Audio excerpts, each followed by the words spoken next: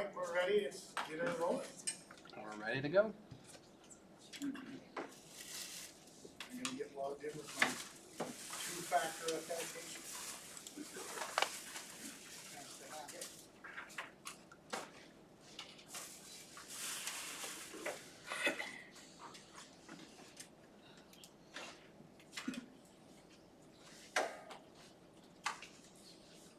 All right, so we'll call the meeting to order and get the work session rolling. First off, January is Board Appreciation Month. So we have some gifts for everyone on the board. Appreciate all the time, the effort, the service you give to us. Julie arranged for the gifts. Julie, not over there. There she is. She's over there. If, we guesstimated sizes, if we have extras back there. So if the size isn't right, you want to swap it out to a different size, feel free. And that's your gift for all your time and efforts. We appreciate it with School Board Appreciation Month. So thank you guys. Please don't be offended on size. I didn't work at Men's Warehouse. There we go. With that, we have our student spotlight, and we have emergency protective services. We're kind of highlighting that new program. So mid-year, you could hear an update on that, and I turn it over to Julie for the presentation. Perfect. So I'm really excited that we have a representative from Emergency and Protective Services. It's our brand new program this year. Unfortunately, with scheduling conflicts, Xavier is here on his own, but he is not nervous. He's very excited. He wants to share with you his experience, take you down the hallway for a tour of the program, and share what they're working on. So Xavier Knoll from Emergency and Protective Services. Hi, I'm Xavier Knoll. I go to Fairview and I play football. Last year I was in sports therapy. Thank you. I was in sports therapy, and I thought I had a career in that place, but I realized that it wasn't for me. And as soon as I heard about this class, I wanted to get into law enforcement. And we learn about law enforcement, firefighting, and EMS. And as of right now, we have, I think, 4 certifications. We're also getting a new one, hopefully tomorrow, if everyone passes. OC spray, baton, OSHA, there's one other one. 905. And we're just doing a lot, and my favorite thing about the program is our teacher, and she always makes it fun and hands-on, because some of us learn that way more than others. And this is all about ECTS, is hands-on work at every department here. And I would like to show you guys everything in our room, give you a tour. So if you would like to come with me.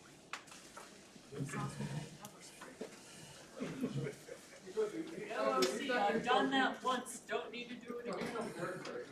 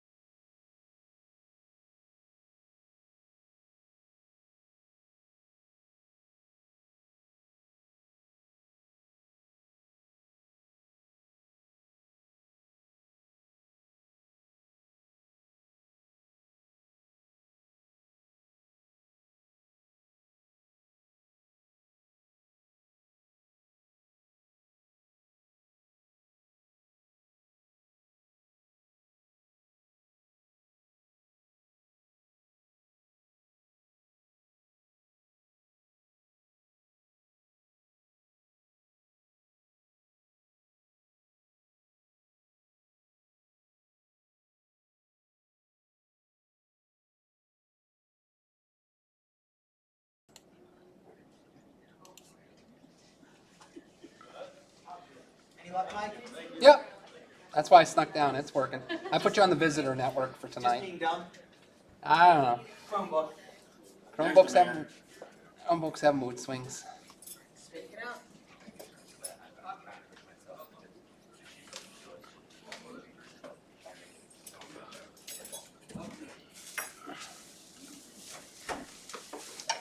Thank you, Xavier, appreciate that.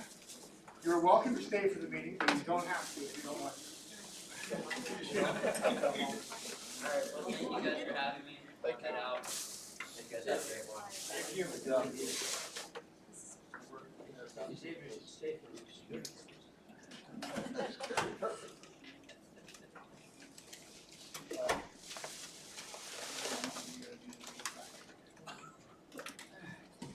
Love Mike, love it. What's that? We all love multi-factor. Okay. We back to rolling, Mike? We've been rolling. Okay. We're rolling. All right, running through the agenda, and then we'll hit some of the presentation items in the agenda. We cover those for discussion as we get through there, as far as the budget, the solar project, and so forth. So as you run through the agenda, if anybody has any questions, feel free to ask. You got our Beatitudes of student accomplishments. We do have one other public visitor with us tonight. My daughter is here, Macy Laverty. Do public comment? Did you want to say it? Goes to McLean. She does go to General McLean. Dr. Wise is very happy about that with her and knowing her granddaughter. So, coming up, some events. We have our OAC meetings. We have the countywide assailant drill that we're running on February 14th on the in-service day. And we have apprenticeship panel and then the Board of 99 luncheon with the JOC meeting to follow on February 27th. So we're trying that to be first there. But we have a military panel coming on 3/7 to work, to recruit students and so forth. On to new business. So we start with the solar grant. We have the assessment of from Generation 180. I emailed it out to you. It's also there attached. Looking at the project in smaller phases. So originally it was a $3.3 million project. With the grant and other rebates, we were looking at, roughly a lift of 1.7 million to install it, maybe 1.8 million. Revising it to just doing a third of it. So instead of 1.5 kilowatt system, it's a 0.5 kilowatt system. Change the numbers, change the funding, and all that good stuff. Bottom line with the grant, if we were to get it, and rebates and all that stuff, it totals to just above $9,000, $900,000. And then we have a lift of like $350,000 to install $1.25 million field. The motion to approval is the resolution just to apply for the grant. It's just for applying. If we were to get the grant, then we would come back and get the approvals to do the capital project, and if we didn't get approvals, then we would not do the program, and we return the grant to ECTS. Just tell them we're not going to use it. So We have to approve for the grant, so we would, first you said we have to approve for the grant, if we approve for the grant, then we could do it. First we have to approve for the grant, so we don't have to return it until we get approval. correct. It's just for approval for applying for the grant. Right. It's one of the steps. It's a requirement of the grant process. There's this whole series of steps, and the grant is due by January 31st. Basically, $400,000 would be the grant with the money that would come from the state through the Solar for Schools grant for us to opt to do a project. In my email to you guys, I explained that kind of breaking it into phases to say, hey, we're going to do this so we can get it rolling and save some money in the long run. With this grant at $1.25 million project. If we were to get the grant, and then we'd have it to where we then could add to it, our students could learn from it, and so forth over time, and then continue to add to it, and then look for more funding down the road. One of the things we mentioned is the zero interest loan through the government, Department of Energy Authority, that they're going to roll out most likely in the fall of 2025. That was the original plan. And potentially maybe we could apply for that, where it's a zero interest loan for 15 years to pay for a solar project, which then makes it more fiscally viable and the better savings to do. With that, I open it up to questions, and if anybody has any, we've talked about this solar for a while, does anybody have any questions on it? Yes? We're, of all your emails and all your homework that you've done on it, I haven't seen anything where you break out, do we have any expected operating costs of this? Is that included in your figures? It is. And what about replacement costs? Because I've heard nothing but nightmares on solar panels, that you're lucky to get a year or two out of them. And then you know, you're replacing a bunch of solar panels. Okay. Well, we'll start with the first question on, annual maintenance costs. So it is in the solar assessment. Mike, if you pull up, Which one would you like?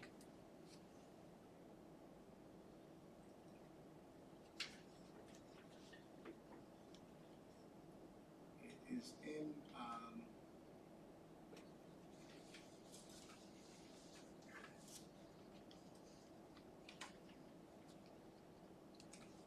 me get to the right one. I think it's the last one, yeah.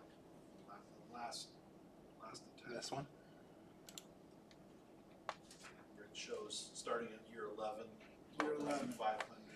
So scroll down, it's about page 7. Okay. So it's page 17, okay, so that attachment's a different page number. It's page 17 on the other attachment.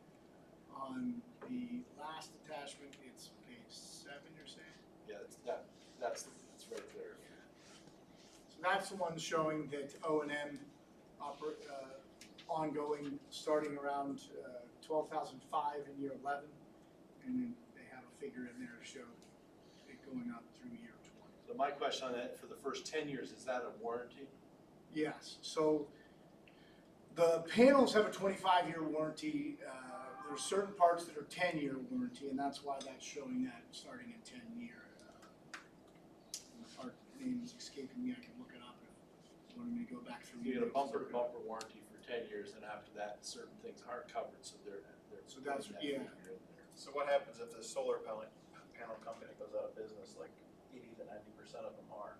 When they get installed, 1 or 2 years later, they're folded and there's no service around.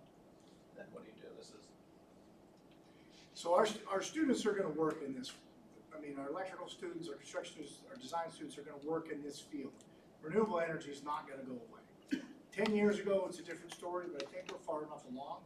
I don't see renewable energy ever going away. So then we gotta go to a new company to get this service, on them moving forward, so. Is that, That's the the vendor cost we of would doing be business. purchasing it from, you're talking, is it 2 different? It would go out to bid, so we have a vendor, Solar Revolution, it's local, it's kind of out of Waterford there on 19.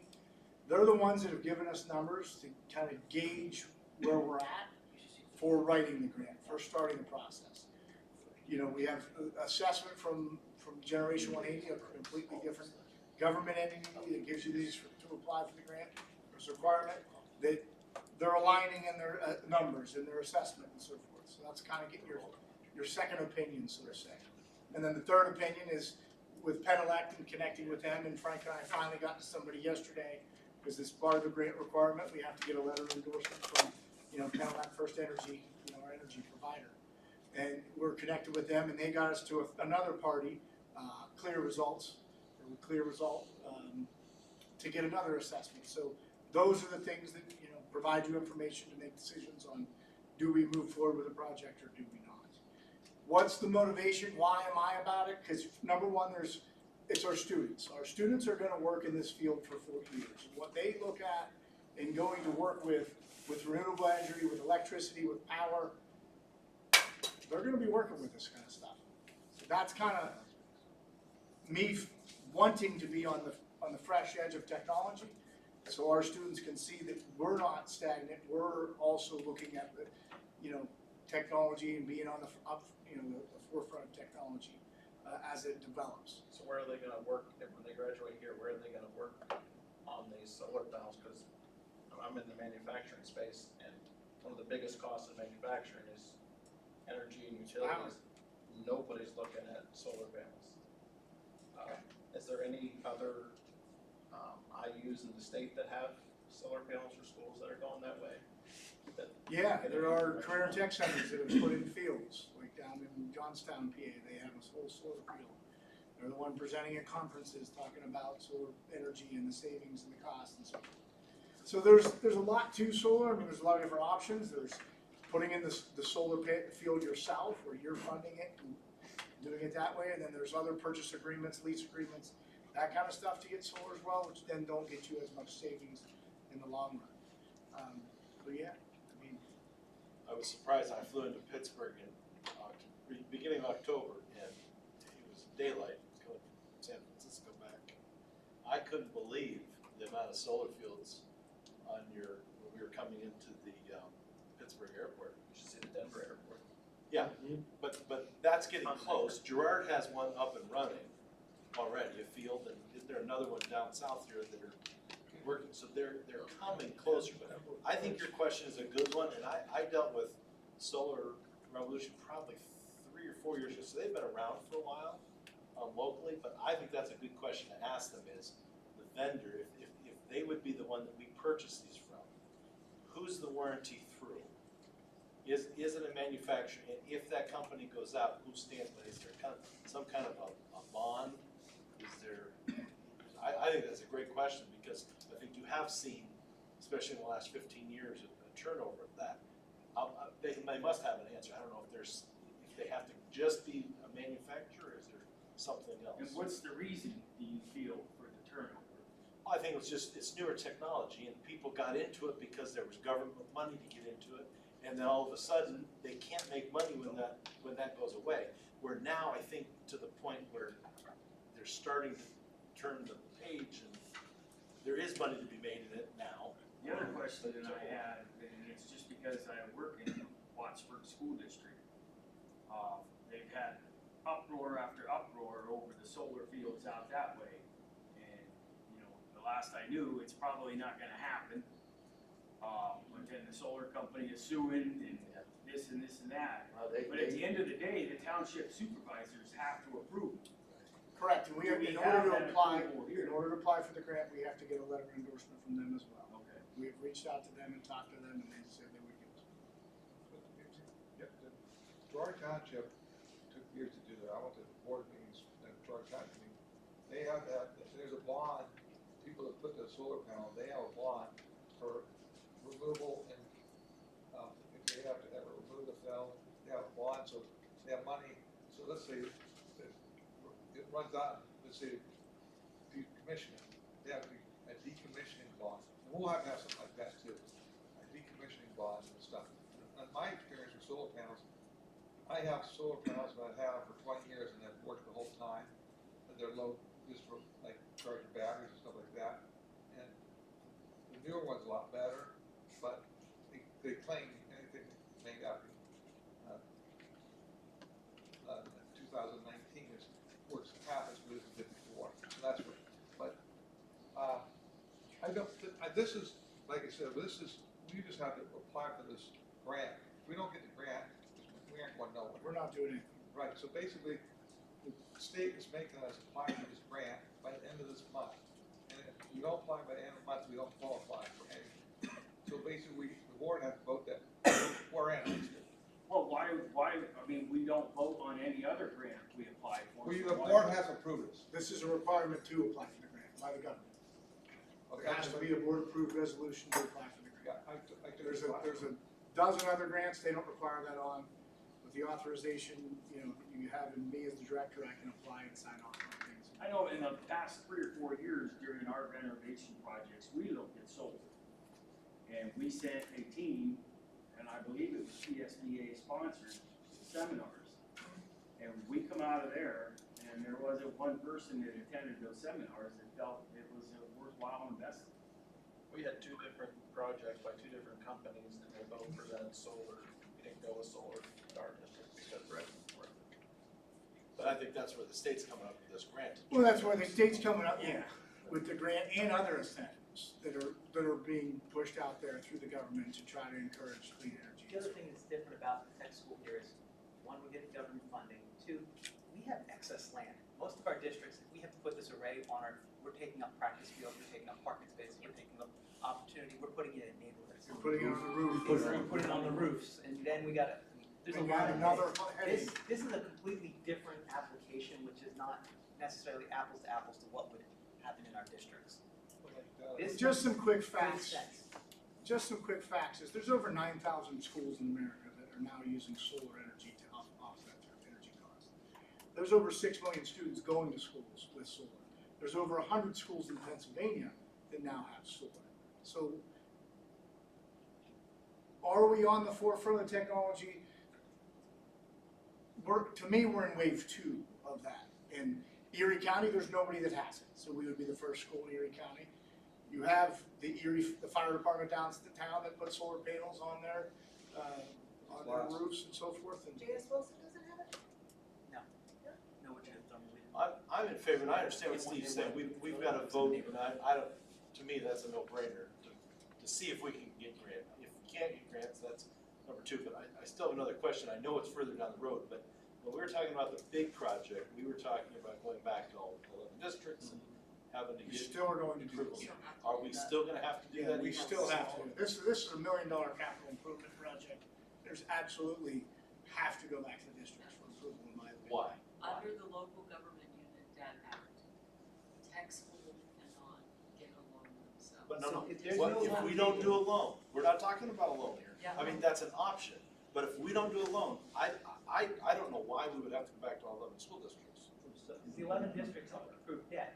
If 900,000 comes from grant, 300,000 comes out operating budget. It's still, you're still pulling from capital. Is it really a But capital? that's project? It's the an money is infrastructure out there. upgrade. Right, so Money's so out are there. the, We don't have to go back the to the local districts are just approving the project? Is there a burden that local districts will then have to carry? Are we splitting up 50 grand between all of us at all, and any other number? I guess I'm asking. Well, yeah, you have the lift, it's already in our fund balance. But to me, that's your money to split up, so We I don't go to have any other school district and ask if we can put a new chiller on the roof, if we've got the money. It's different if we need the money. But that changed with this last revenue changing.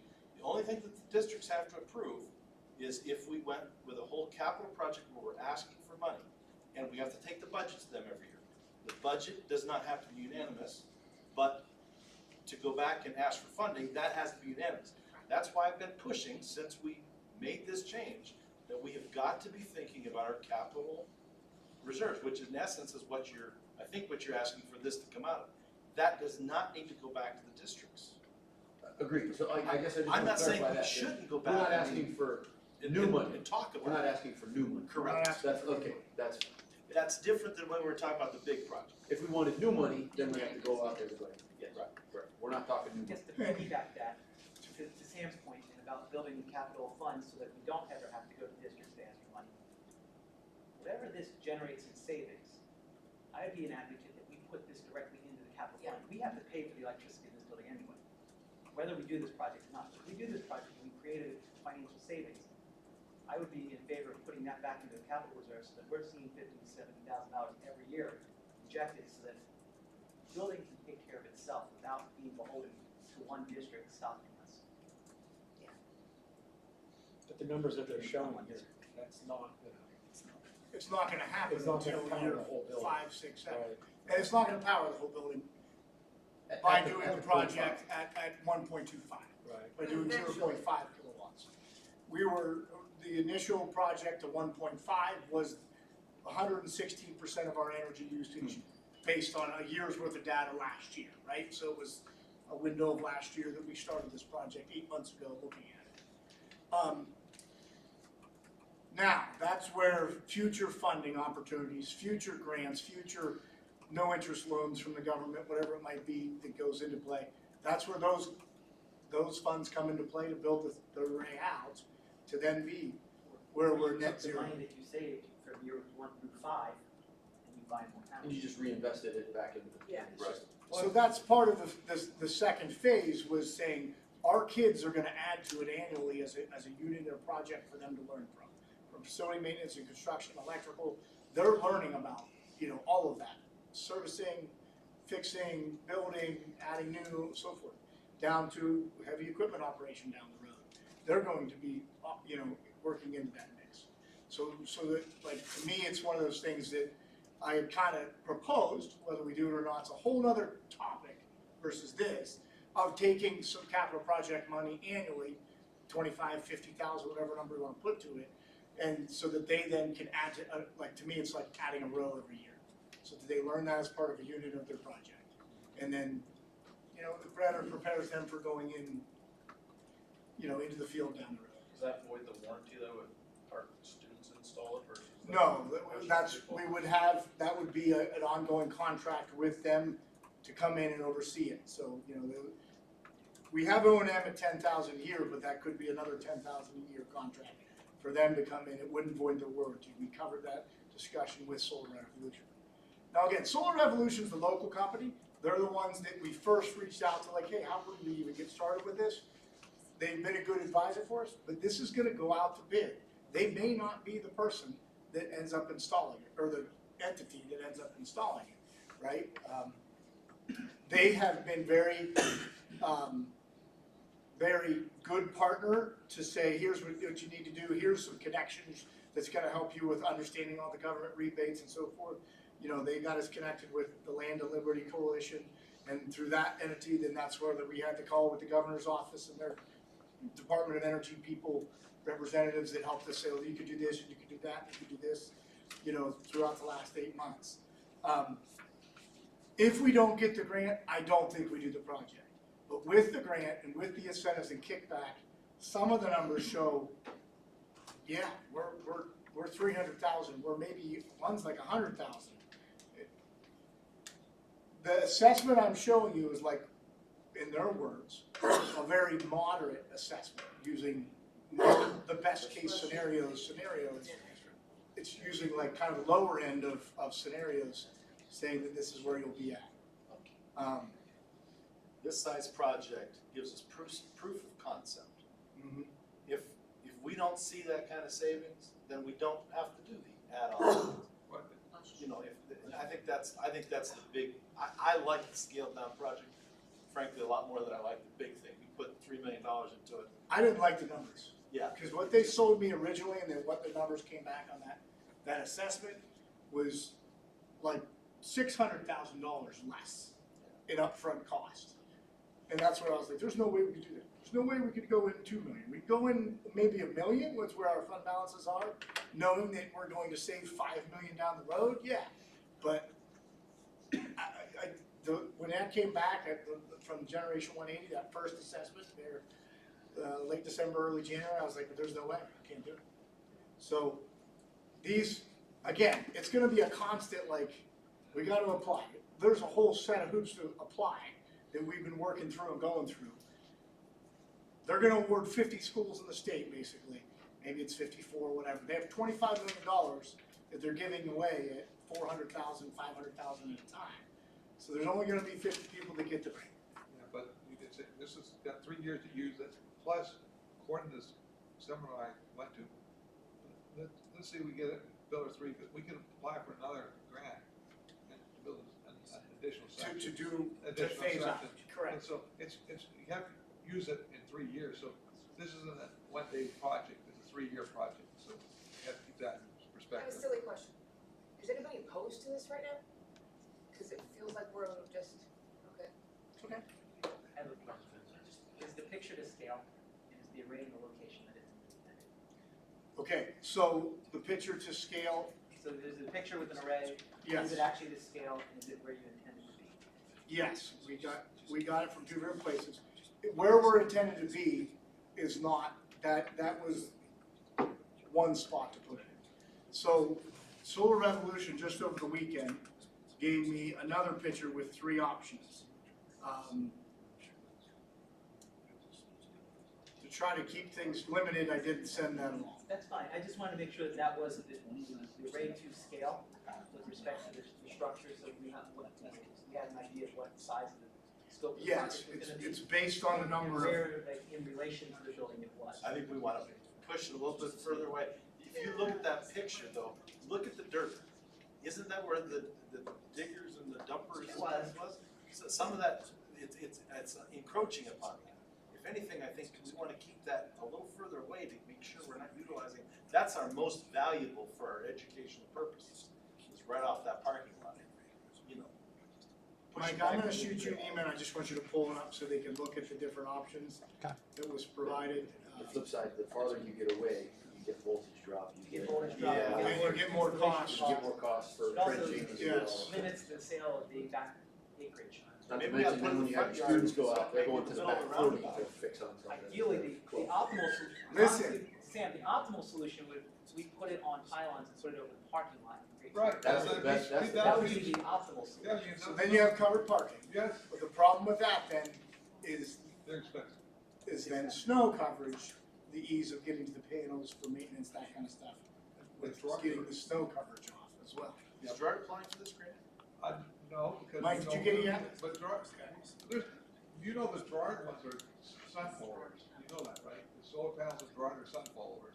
Yeah, they pivot. Yeah, they moved, right, I noticed that. They're sun followers. Cause somebody, either Denny, your email about, snow, I was looking at those driving by the other day, and they had them suckers tipped right up, dumped all the snow off. Right, they're, yeah, the ones you want sun followers. So this was, Solar Revolution sent me, because I said, you know, one of the concerns is where are we at? Now, this is for 0.5 kilowatts. So when we scale up to 1.5, basically it's triple the number of panels, right? So wherever you put it, we need to put it where you can expand. Correct, unless you wanna have a second field Correct. and all the trenching that goes along with getting to the energy, you know, the energy storage, the batteries and the panels and so forth that are inside the building. So we were putting it over on that side of the building because of the size. Ooh, not I didn't that know. small. There we go. We didn't feel like, so our boiler room, our energy, all of that kind of stuff is stored on this side of the building. So that's why we were keeping it over on that side of the building, but we had it in the back just because we didn't really fit along the side field there or in the front. Does it, this is a stupid question because I don't understand, but that being close to the skill center, does it matter where we tie it in, as long as it gets to the grid? In other words, could you tie it Could into you the tie it into the skill skill center? and Yes. still utilize it over here? You could tie it into the skill center. Skill center is a separate bill, so if you notice the numbers in that assessment, we sent them all the bills for both energy draws. And that's why you see like one that's no savings, it's 32,000, it sends them 32,000. And the other one's 32 to 19 or whatever the exact numbers are, 19,000, state 19,000. Because they're looking at it, originally we were doing 116% of our energy draw on both buildings as that original project. The scaled down project then is basically half of the energy draw on this building. So that's where they were looking at it as 0.5. Basically, we cover this half of the energy draw for this building. It does. And that's where they show in those assessments where like, there's no number change between before and after on these one set of bills. That's why, because it's showing the skill center bills not being affected, and then our bills being reduced like it's by whatever it was, like 10 or 12,000 a month. So does the power go to our facilities first, or does it go to the grid and then we get a credit back for the in-kind use, or how do they actually route it? Because I know it can be done different Routed ways. either way. Whichever way it's, we get a Which is the credit most when there's efficient extra way, grid yeah. and so forth. I'm just wondering. Because it's just a math number of how it works. Well, but it depends somewhat on how the infrastructure would change if you're actually receiving and storing the power from the solar field versus sending it to the grid, and then you just get a credit back. This Correct. project doesn't have any storage capacity, correct? It just has generation. I'm gonna look at Frank, because there's been a lot of meetings and a lot of discussions. I thought Yeah, we maybe did have we're getting into storage deep But that's weeds. probably more than we need, but yeah. Most There that's is the good storage stuff we wanna talk about. capacity. Go ahead, Frank. So one of the things that Clear Energy is doing is they're coming in to help us with that assessment. I do believe these things have storage capacity. I know you're having those conversations. But Clear Energy comes in and not only assesses us, but the whole grid, the grid needs that the utility companies need to do to be able to absorb this in the whole line with our neighbors and everything. So that's actually who we just been in contact with, and they're helping us. Meeting tomorrow. Their engineers are gonna come in and help bring that back up to up with better. That would be a That question clear that would be results. interesting, is if we put it by the skill center, but we want the savings to be in this building, can we tie into there they'll come in, they'll assess I'm just our curious. buildings, our equipment, they'll connect, get the tie-in for There's us, research. tie-in for our neighbors, Yeah. you know what I mean? The- Yeah, we have a meeting tomorrow at 10 a.m. and we have a meeting tomorrow at 2 a.m. with 2 p.m., sorry. 2 a.m. I'm dedicated. Good for you. No, 2 p.m. with 2 different entities to continue these discussions. And the clear result group that's through Pedelec First Energy, that's our 10 o'clock meeting. And then 2 o'clock is Solar Revolution to then continue, where this goes. In the original $3.3 million project, there was the energy cells to store energy and use it here, which was, I think, your question, right? Can you store energy and use it here? Well, partly, yes. Yeah. But again, are we the first? In other words, that solar array heats up and powers this light. Powers versus here sending first. it to Pedelec, and then we still get the Pedelec feed and we get the Pedelec tower. Yeah. So there's the But we routing still of have how that both, works. so we still have a Pedelec bill every month. Agreed, It's because not we're wiped not out. 100% anyways, but yeah. I would ignore it in case of a huge emergency where you're off, the grid goes down for Yeah. days. Can we tap into that? That would be the Well, time. and there's people, there's personal people that I know that have it just for their own houses. Yeah. That unfortunately, it goes to the grid. So when the power is down, they can't even use their own solar field because it goes to the grid. It's going to the grid, yeah. And they don't get their own power first. It's like when you used to have natural gas wells in your house, in the boom Yeah. 40 years ago when I was a kid. Everyone was drilling natural gas wells because they wanted to tie into their house Mhm. first. So it's just a function of, that's much later down the line. But in my head, yeah, what we're doing today is we're approving the grant application and that's it. To go after the grant. That's all we're doing. Yeah. For now. And then at that point, if it gets awarded 6 months down the road, we got 3 years then to figure out the project, architects, engineers, all that good stuff, and make a decision on whether it's, viable or not viable. And worst comes to worst is we go back to DCD and say, we are closing our grant or not. Thanks for something. It's a reimbursement grant, so, if we don't spend anything, there's no reimbursement, right? So what's in our capital projects fund right now? So currently in our fund balance, that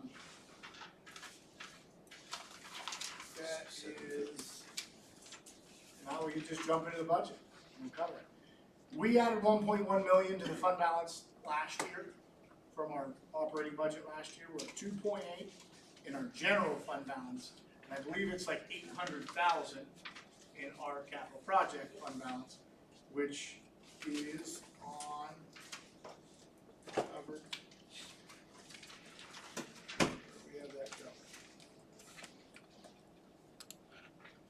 On page 6 at the bottom under budget summary. So, I wanna make sure I understand some of the numbers that the one sheet's showing from January 80 here. Project would be 1.2, right? And the state grant that you wanna apply for is 400. Yeah. Right? So that brings us down to, 990, right? 850. 850, okay, 850. Yep. And then, the federal tax credit, Yep. is that a guarantee? I believe it is, as long as we get all the applications in and stuff that are appropriate to get that back, yes. All right. So then that's where you get down to that 300 or something. That's the 500,000, but yeah. Okay. And then there was something from Pedelec. There's REC credits. What is REC again? Rural Electric Co-op? It is. Yeah. Rural Electric Credit Co-op. Co-op. Okay. That's 300 over Over the 15-year period. We sent so many emails about this, until I pull them up, I can't remember what I sent and what everyone, yeah, okay, so, Yeah, you become cash flow positive. all right, yes. So I sent it to superintendents, did I send it to you? I don't think I sent it to you guys. For the superintendents, Matt and I worked together with solar generation, and we sent it where there was links in the email. I didn't send that to you where you could see what all the different SREC revenue was, the IRA/ITC elective pay that went out to all the websites, right, to where all those were. I sent that to the superintendents in their explanation, I didn't send it to you guys. I can send that along to you. $400,000 in Solar for Schools grant, and it went out to the website that explained everything about Solar for Schools. $400,000 with the IRA ITC elective pay credit. Some say that's $500,000, some say that's $400,000. So we went with the lower of the numbers when we put our numbers together. $22,000 from SREC revenue, $11,000 from Act 129 incentives, and then about $27,000 annually in electric bill savings. That's where we end up at the $350. Did I send that with the links out to you guys like that? I did, just the superintendents. So I can forward this along to you so you can see what each one of those are, and basically their websites describe what they are better than me trying to fumble through it. The thing I don't like about all of it is the next line in that email says, payback on the initial $350,000 was projected 12 to 14 years. Correct. Take $350,000 and invest it in another years. Let alone 30 years, you're saying $3 million in 30 years. It's $350,000 like invest in another 30. So in that email, again, I'm giving you worst case scenarios. That was before I had this last assessment come back. And it was basically taking the numbers that they originally gave us in the first assessment and dividing it by 3, right? So that's kind of where I said, it's really 10 to 12 years, but I said it err on the side of caution, 12 to 14 years. This one came back and said it's, one of the assessments came back and said 3 to 4 years return on investment. This one came back, I think it was 4.5 years, between year 4 and 5, where you're paying off that $350,000. So again, it's a numbers game. It's a mathematical formula. These are projections by people that work in the field that are analysts that are giving it, and that's why we're getting multiple opinions. So in putting this out there, I used the worst case scenario to not try to say, you guys think, hey, he's trying to pull a fast one over to get this project. I'm giving you this as worst case. From all the different assessments we're getting, that's the number that I could guarantee at that time. But do I think it's gonna be better? Yes. Do I think if we did the $3.3 million project originally, and they said, originally it was $8 million savings over time, and they went to $5 million savings, so we were using that, $5 million number.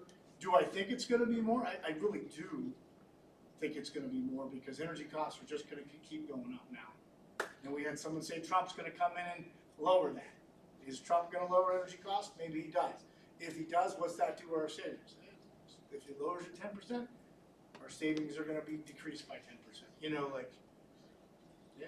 To piggyback what Mark said, but I'll go back to, if we're not gonna start seeing a payoff for 10, 12, 14 years, our bumper-to-bumper warranty is gone in 10 years. What happens when these panels start failing? Where does that money come to fix everything and replace it? Your capital projects. That's what's because to me, You're buying everything this I've read, they're not a proven commodity. You're buying this system at 25%, at $350,000, $122 million. And it only functions after 12 years at 25% cost. So if you have to start replacing it at a point back, these numbers drop. But That's where they make their money, is on. it just kind of sounds like my wife coming in and saying, it's on sale, honey. So, I'm not dead set against it. I'm just not for it right now. I mean, we just got out of a $35 million project. I know this, I can speak on behalf of my district. The small districts, we just cannot afford more and more capital projects and more expenses. We have our own schools to also take care of that, we're holding off on putting new roofs on that could ruin our elementary school because we just don't have the money. That's the only, I'm not dead set against it at all. Matter of fact, I was probably one of the biggest advocates here against your predecessor on the board for doing the $35 million project, and Sam can vouch for that. Because at that time, we needed it. But now I just see us going 100 miles an hour forward, which I love, but sooner or later, we gotta start breaking a little bit and recoup and let the districts recoup some of the money that they have put into this place in the last 3-4 years. That's the avenue I'm coming from. This project isn't gonna cost any district anything, it's gonna come out of the capital fund. No district's gonna have to. Sooner or later, that capital fund's gonna dry up. All right, so you have all the numbers to make a decision, to vote one way or the other. The grant has to be applied for by January 31st. What we're asking for a motion on is just approval to go out there. That's it. Whether it works or doesn't work in the long run with us, we can continue debate down the road.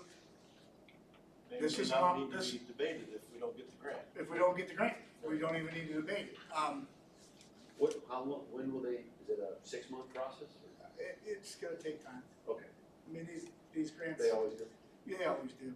It's a 3-year window, so I'm gonna guess they're gonna try to award it by July 1st, so that starts the 3-year window. Fiscal year? But, yeah, Calendar- a lot of times then they're late, so then they run it like October 1st on a quarter, like they give an extra quarter on them. But we're just, it's like a wait and see, right? They push these things through. There's $25 million for solar for schools. It's a legislative action that creates the opportunity, and then one of the departments then put it out there as with some, they get some level of approval to these are the parameters. So that's where we're at.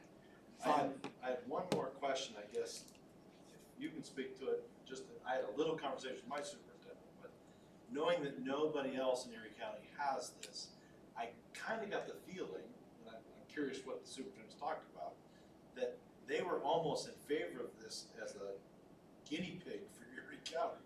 I mean, did that come up at all, or is that, am I getting that? The superintendent's conversation was lengthy about this, and I think that the sentiments in the room tonight kind of reflect the sentiments in the room at that time, because I was really encouraging your superintendents to have conversations with you to make sure that the voices that we had there reflected the conversation we're having here, and vice versa. And I think that that's really good that that has happened. I think through that conversation and meeting with the superintendents, we have the scale back project. Mhm. You know, the idea of dialing it back a little bit, talking about something that kind of is something we can test and see if it's meaningful and can work, came out of that. So I think that was fruitful too. So I think in that sense, there was interest in seeing a scaled back version of it, a smaller sample of it, to see what kind of traction it got in terms of effectiveness. I think some of the same concerns that are voiced tonight were concerns there. Return on investment over time. How long is it going to take? Is it new money for districts? Is it coming out of capital? If it's coming out of capital, what's the conversation about replenishing capital over that time to make sure that we're not depleting that 800,000 right away? But in the end, I think that there was a green light from the superintendents for the phase we're at now, which is grant application. Okay. And I would say at that point, that's where I won't say that conversation ended, but that's where the green light kind of stops. And with the understanding that if the grant is applied for and received, then you gotta have a whole other conversation about what happens after that and whether or not then that's an appropriate project or not, based on the numbers from the bids and then from the real numbers from the grant and what other options are available. So. We can actually scale it back even farther if you wanted to. Basically, the Solar for Schools grant, we get 40% of the project. That's what it is. So maximum of 400,000. So that's where a $1 million project, we still get $400,000 of grant money. I just went off a 1.25, so it wasn't the bare minimum of the project, because it usually in grants they like to assume that you're going a little more with a little more lift locally. But we wouldn't have to, again, You wouldn't have to. You could go straight $1 million and apply for $1 million, or 40%. That's 400,000. You know what I mean? It's the same 400,000 where there's 1.25 million.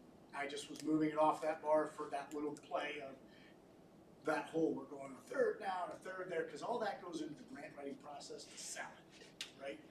We're going to have students do this. There's a curriculum component. The curriculum component is one of the things that gets you check marks and bonus points with the grant application process. So that's why we have that curricular component, an ongoing investment where we're going to add to it annually.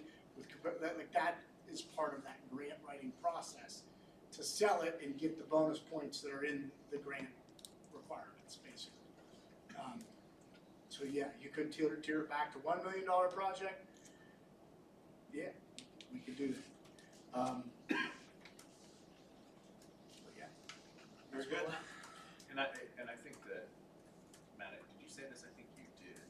When we had our in-person meeting, we didn't have the new numbers on return on investment, right? We did not. We were Okay. building off of, when you and I met with Generation 180, you're talking our superintendent meeting. Correct. When we had our in-person superintendent meeting, that was January 7th. We didn't, no, we were building off the original one. Right.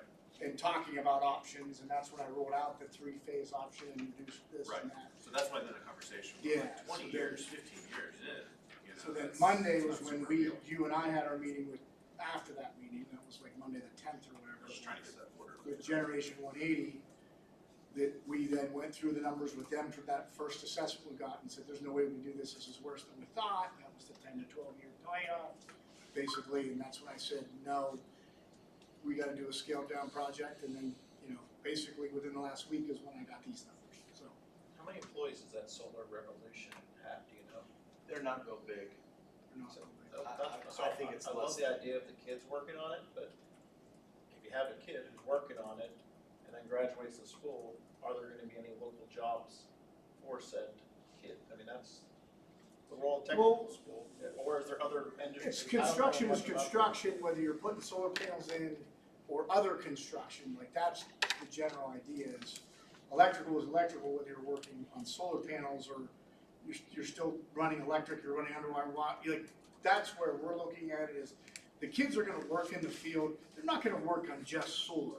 They're gonna be electricians, they're gonna be, they're gonna be construction workers that are carpenters and whatever else, facility maintenance guys that work at all kinds of things. The operation of a system that generates energy and uses energy, whether it's solar panels or it's equipment and energy, I think it's similar, maybe not exactly the same, but similar in terms of the idea. So that's why we talk about like, hey, they're gonna work in the field, they're gonna work with this kind of technology in different ways throughout their lifetime of time, right? This is emerging technology. We took a field trip 1.5 years ago with our programs up to Niagara Falls. They went into the dam, they went into the hydropower. Our design and drafting students, our electrical students, and construction students, to see that whole process, for them to understand, like, there's monster jobs, monster opportunities for engineering, for creating, to make these things, to design these things, to then generate energy, power, all different ways. Power's not going away.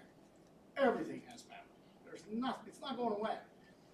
And clean energy, in my opinion, is, it's shoved down our throat every time we turn around. So that's why we're looking at a project like this. And it's not a novel concept. It has been in place for the last 15 to 20 years in the southern half of this country and has been viable.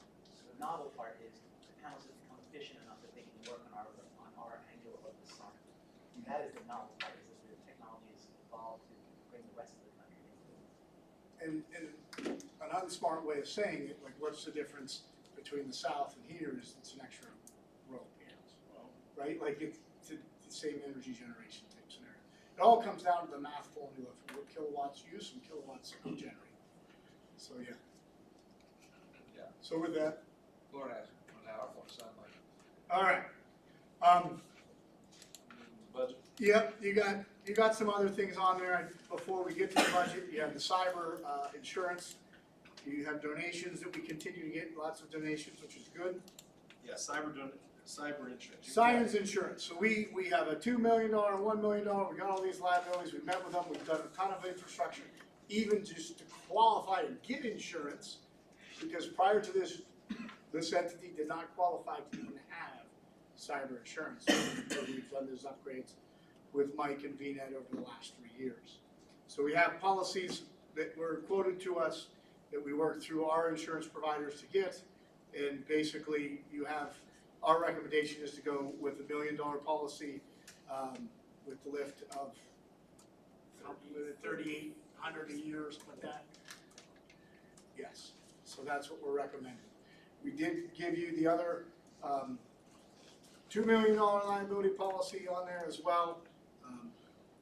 We did explore options of higher, it's not a deductible, it's called a different name.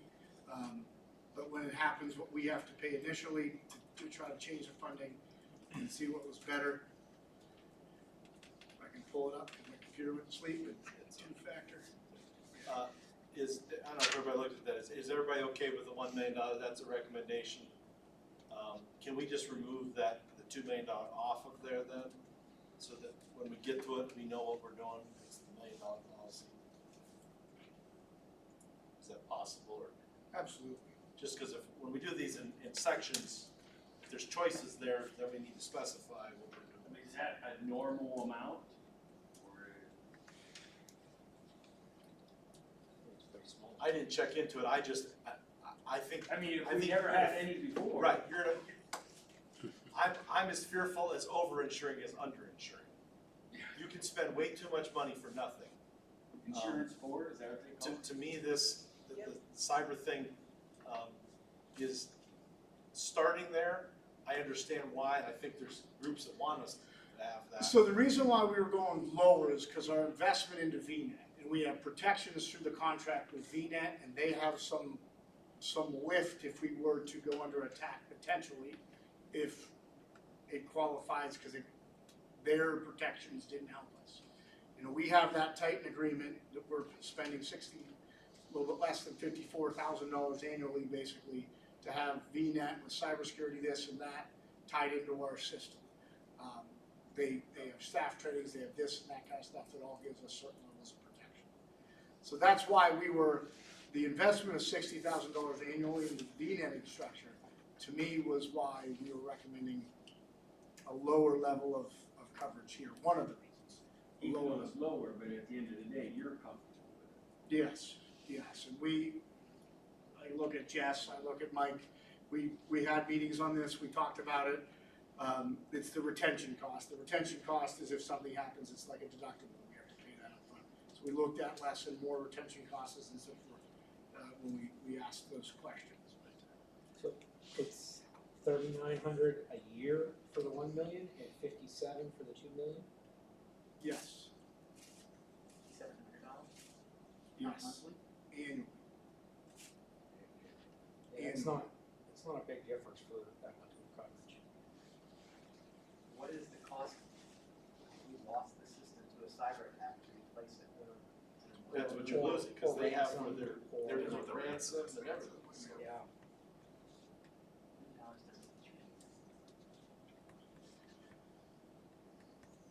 Correct, we also have the VNet. But that Contract, that's what I'm saying. Can I say Go ahead. something? The other thing that I guess when Matt and Jessica and I met to factor, I guess to kind of help put some insight into things. When I took this job, obviously we had very little security measures, and like Matt said, we had the floodgates were open, so to speak. The velocity tools, as you've heard Matt say under his breath 3 times in this meeting, with multi-factor this, and even myself, just to install software, I have to do like 8 extra clicks to make things happen.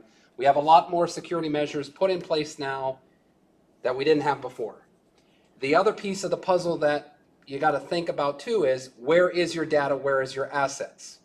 When I took this job, my predecessor built a lot of infrastructure in this building, and you guys approved a lot of his budgets where he wanted all this $1 million technology equipment and stuff. We had large data servers, data centers, the whole 9 yards. Since I've taken over, a lot of things have now shifted to more cloud-based, where we have secure connections to those cloud partners. Case in point, our student information system, like many of you have, is Infinite Campus. We no longer house an Infinite Campus student information server in our building. If our building gets cyber attacked, if they're going after our student information coming into our building, they have to go through that connection to get to the server in the data bunker center, wherever it is in the world. It's not physically housed in this building anymore. So a lot of the resources that entities would go after are files and things. Yes, there are some in this building, but a lot of our data servers and systems are no longer on location-based devices anymore, if that makes any sense. And so that's why I kind of was like, I told Matt and Jessica, leaning towards the lower number is kind of a better safe because of those security measures and what resources we do have physically in this building, plus all the layers of complexity we've added. So those are things that I factored in when I suggested that to the group. Another thing to look at too is, yeah, how do you, most cyber attacks happen where? By end user. And so most cybersecurity insurance causes, you look at that fine print, it's how your users do things. Because even though you have all these great security tools, where do most security breaches occur? Somebody clicking on something they're not supposed to, reading an email the wrong way, yada, yada, yada. And so those are the things that I expressed in my opinion when we went for this for your consideration. Those are things that I'm looking at. In all reality, since the renovation, I can tell you, we do have attacks. I get alerted all the time. I visited students a couple times now. We had a couple students last week in like Nigeria and every other third world country, so we had to lock them down and reset passwords and do some other things. So, but the students now can't really get, I mean, if their account is compromised, it's different than our staff, obviously, that take their laptops in and out of the building. And even the student staff that take their stuff in and out of the building, and I'm looking at Jessica, I know we talked about, how many of the business office applications aren't even on a server here anymore? A lot of this stuff is cloud-based. Payroll is cloud-based. It's all, now guess the connection between it is a security risk, but those assets are not in our physical building anymore, or on our physical network, directly on our network. Make a major breach and put us up for ransom. What are we gonna lose via ransom? Because if it's payroll, you're not gonna lose that if the attack's here because it's cloud-based. Our connection might be compromised and you've gotta change that, but you're not using that to spend $1 million on ransom. Right. I mean, you're really losing student files, printers, audio video equipment. You know, now granted, they could use us as like a bot to then go attack somebody bigger. And then they could come down on us and say, well, wait a minute, your organization now just attacked such and such government entity. But I guess that's why I said on the lower caution number. But like, I don't know who said it over here, there isn't really that much of a difference between 3,000 and 5,000. But you also have to look at those deductibles. I mean, if we do get compromised, if we do go the larger number, then we got to pay $5,000 before they'll even talk to us if we are attacked or used in an attack. So if it's a $20,000 loss and you have that $2 million, you're gonna pay half of that before they even. Right.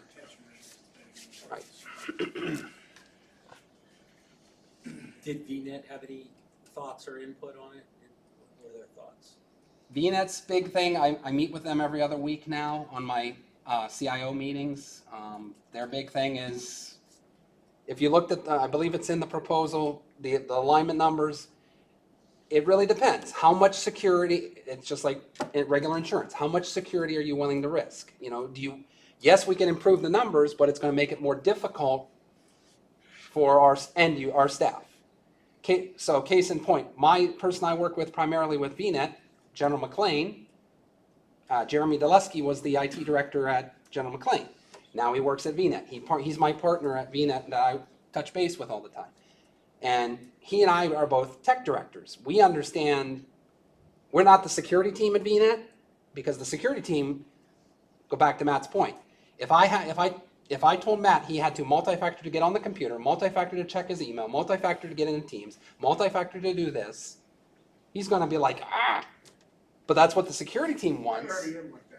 Yeah, for one multi-factor. Get it to work. Right. So I guess that's VNet's point to me, I guess, to answer the question was, it's a nice moderate line,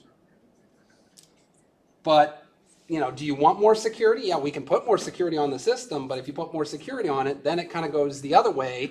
Are your users going to get around it or try to avoid it, or will there be problems that way? So I guess that's the way to look at it that way. I would advocate, we've got nothing now, let's try the $1 million, we can always up that. True. If we see reasons that we think you're gonna bring something in-house that you're not doing now, then we can always update it. Yeah, yeah, you have twice many employees.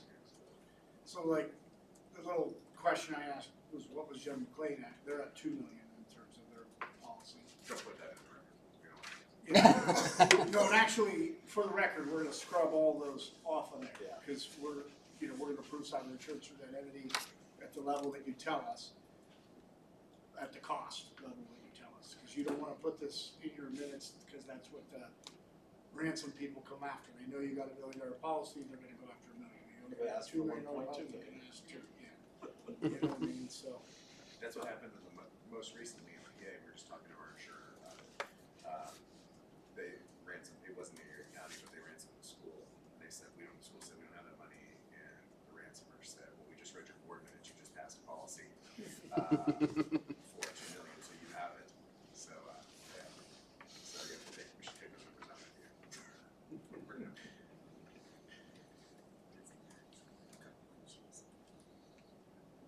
Next. Okay. All right, EC3 long-term lease. I know we had a question before the meeting and so forth. Do you want to ask that question for I asked the question, if you look at it on the second page for insurance, Article 5, number 1, it's kind of, the way I read it is it's double talk. It says, you know, keep constantly insured at its full insurable value against loss, damage, and all that, which makes perfect sense. And every year, the insurance company's gonna come in and say, it's 5% more because it's cost more to build, that's what happens. But then at the end of this, it says, in the amount of $1 million. So I think my question specifically, and talking to our lovely attorney here, Thank you. she's saying, let's table it and ask, what are they willing to do? I think you gotta just remove the $1 million. They ought to keep it at the insured value. What I don't know is that in discussions, they don't have the whole building. So what is their portion? Is it based on square footage? Should we have one policy that then they pay 80%. 40%, whatever their square footage is, they're paying, and we're paying? That's what I don't know the discussion was.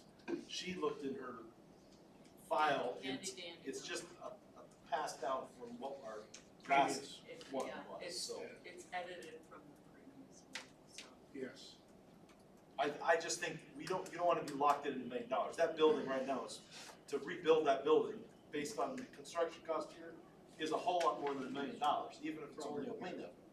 So we don't want them just carrying $1 million, we want them to carry the full value, like it says in the paragraph. Okay. How that works percentage-wise, I don't know, that I think is what that to me is the bigger question, how do we figure that out? But other than that, I didn't have any issue, other than the rent, I think needs to be put in capital reserve fund. That would be what my advocating would be. So everyone understands the rent with their funding of getting reimbursements through Pennsylvania Department of Ed and so forth, they asked us to set the rent for a longer period of time. So that's where our rent for that space was square footage based on our actual costs of last year. That's how we've always done the lease agreements over there. With that, their rent would have been around 174, I think it was, thousand per year, for next year. With setting it over the length of time, we went to 10 years and we put it at the level that we did, which was 220,000 per year. Basically, around year 5 is where we kind of said, okay. The first 5 years, we're making extra money on what the rent cost would have typically been, had we set a rent and did a 5% increase or whatever it was per year. And then the last 5 years, we'd be taking a loss on that scenario. So we set it that way, you know, to give them that set number, make it simple for 10 years, and get rent back. You know, early on and then down the road. So Mike brought up that he didn't like that cap of 20% on rent increase moving forward. We have always done it on the operating costs of the entire building. You don't have to do it that way. You can set rent at a different level. That's how it's been done here in the past. Hey, to keep that building open and operating, last year it cost us X amount of dollars. We divide it by square footage and it becomes a square foot cost. That's how they did it before Jessica here with past business managers, and that's what we continue to do. So that's that. I mean, that floor space that they're using sits empty, correct?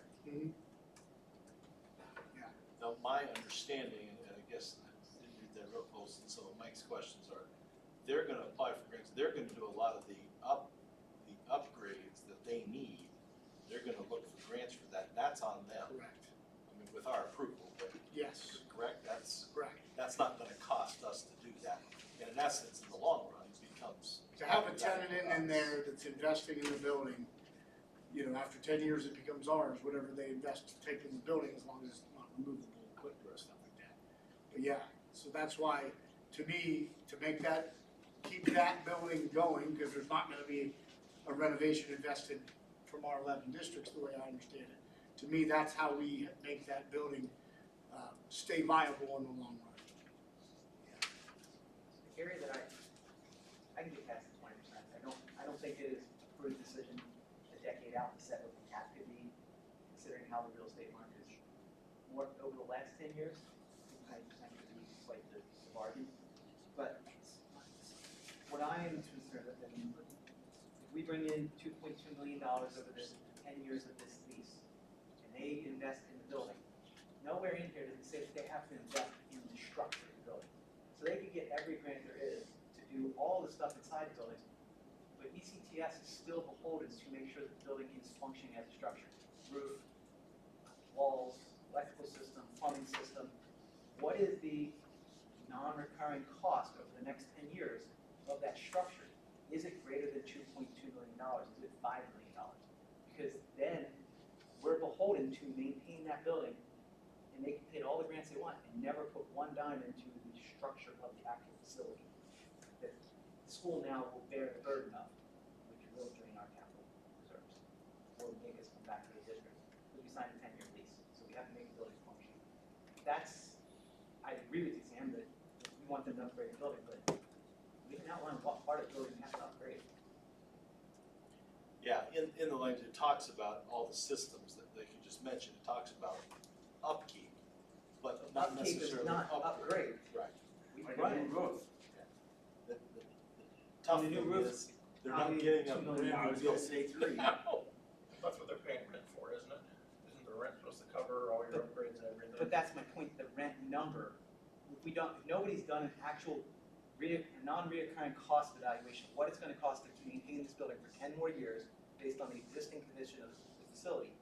We don't know that that's actually a number that's strong enough to cover 10 years worth of operating that structure. That's the risk that hasn't been identified. And to your point, it'd be great, that they go and get a grant for a roof, but are they really gonna put a roof on before they upgrade their programs?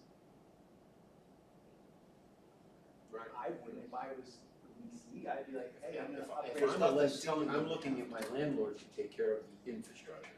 That's what I call it. It's the That's shell, my that'll concern. keep me warm and dry. I'll take care of anything inside for my own internal spaces. As a lessee, I would, that's what I would be looking for. Yeah, like I expect you'll upgrade the bathrooms, all the soft touch points that they're gonna use. But the wiring in the wall, the switchgear in the building, the main sanitary lines, the roof, they're gonna say that that's us. But to Jeremy's point, that would be, yes, that would be where the rent, if I'm a landlord, again, that rent pays for my upkeep of the building so that I have a tenant inside. So that's no different than kind of what we're doing here. But to your point, Is that the right number? does that cover those costs over 10 years? Maybe, maybe not. If we're Probably throwing a roof on that, Yeah. right. Because if you're using the ratio that you're just using as current operating cost and dividing by the square footage and just projecting out. We haven't put the money in that. So Right. that would And so not do you be- add 5% every year, 5%, 5%, 5%? I don't know. We use as an COVID escalator. money to upgrade the elevator and I think some air handling systems. But We did some electrical work as well with panels for the elevator and so forth. There was some other electrical.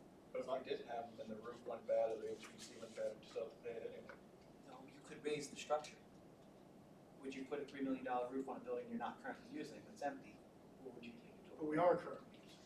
We have a What, program you- over there, do- we have If you had to put a leases addition over on, there. would it make sense to put the money there or here? So because you do this lease, you are automatically required to do X. Whereas if That build, how old's that building? old, old and Built in the early it 80s. was probably. I agree. It's younger than me. Thank you. It's younger than me. Thank you. I think that's a good What's question that? for Tim, to ask what this lease requires us to do for large maintenance issue. Is that on us as the landlord? Split cost. Is that on them, or do we need some language in there to, Or if there's a major repair issue, can we get out of this? Can they bear 80% of the burden if they're having 80% of the loan? I just think there needs to be a little bit of clarity I to agree. mitigate some risk. I think as a whole, it's very solid. So Article 7 covers capital improvement projects. When you go to Article 7, please, Michael. Article 7?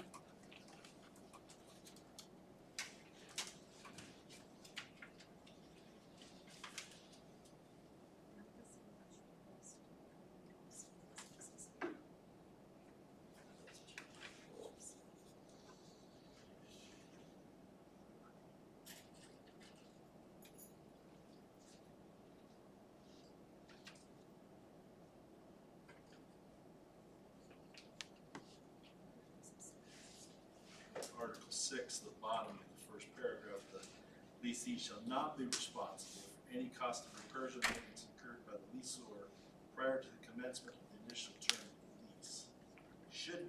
They should be, or they are in charge of all regular maintenance and keeping it in working order outside of normal wear and tear and accident lot.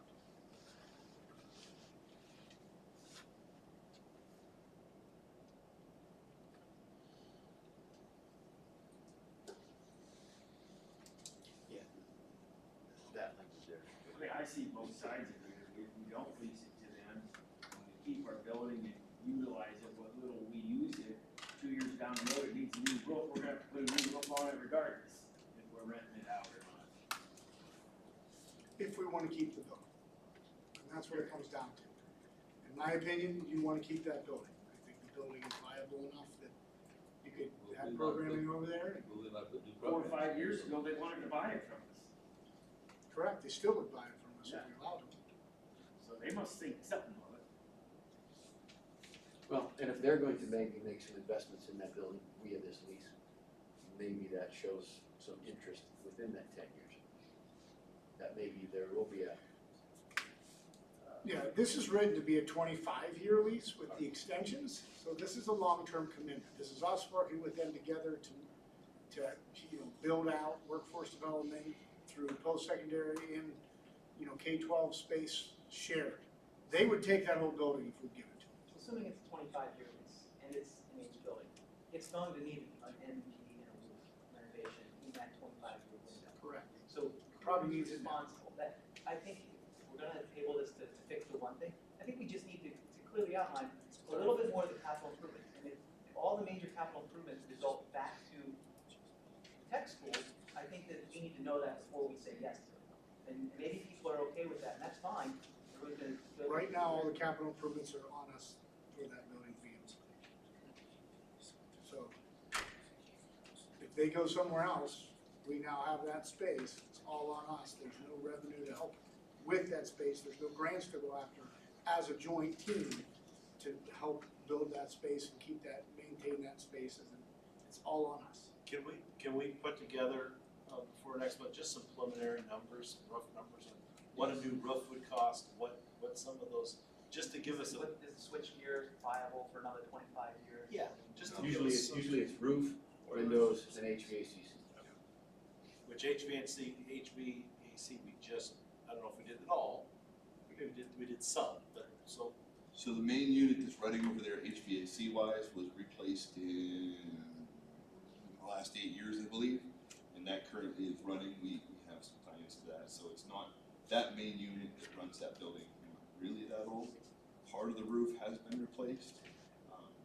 But windows, doors, electrical, the switch gears, things like that, that all needs to be considered. So yeah, I'll I mean, get if you- you I'll can get get you a some rough preliminary- numbers out, is our $200,000 in I mean, and rent maybe a it is year enough. gonna cover it, if not, I think that's a, I mean, if that's a it's a valid break even, question. then it's a break even number, and then that's completely viable. Right now, it looks like we can make money on it, until you put money into it. You're gonna have to put money into that Right. building to keep it viable anyway in the long run. So it's a matter of, do we want to have a partner in that process? That's kind of how I look at it, to where we can go after some funding to help with that over time and have some revenue off it, or don't. So you keep saying that we're partnering with them and they're partnering with us, you know, to make a great thing here. And you say they want to apply for grants. I mean, does that mean that they could technically apply for a grant if we needed a new roof? Are we that kind of partners? Yes, so that's one of the grants that why they were eager to get into it now is so they could go after a grant in the month of February.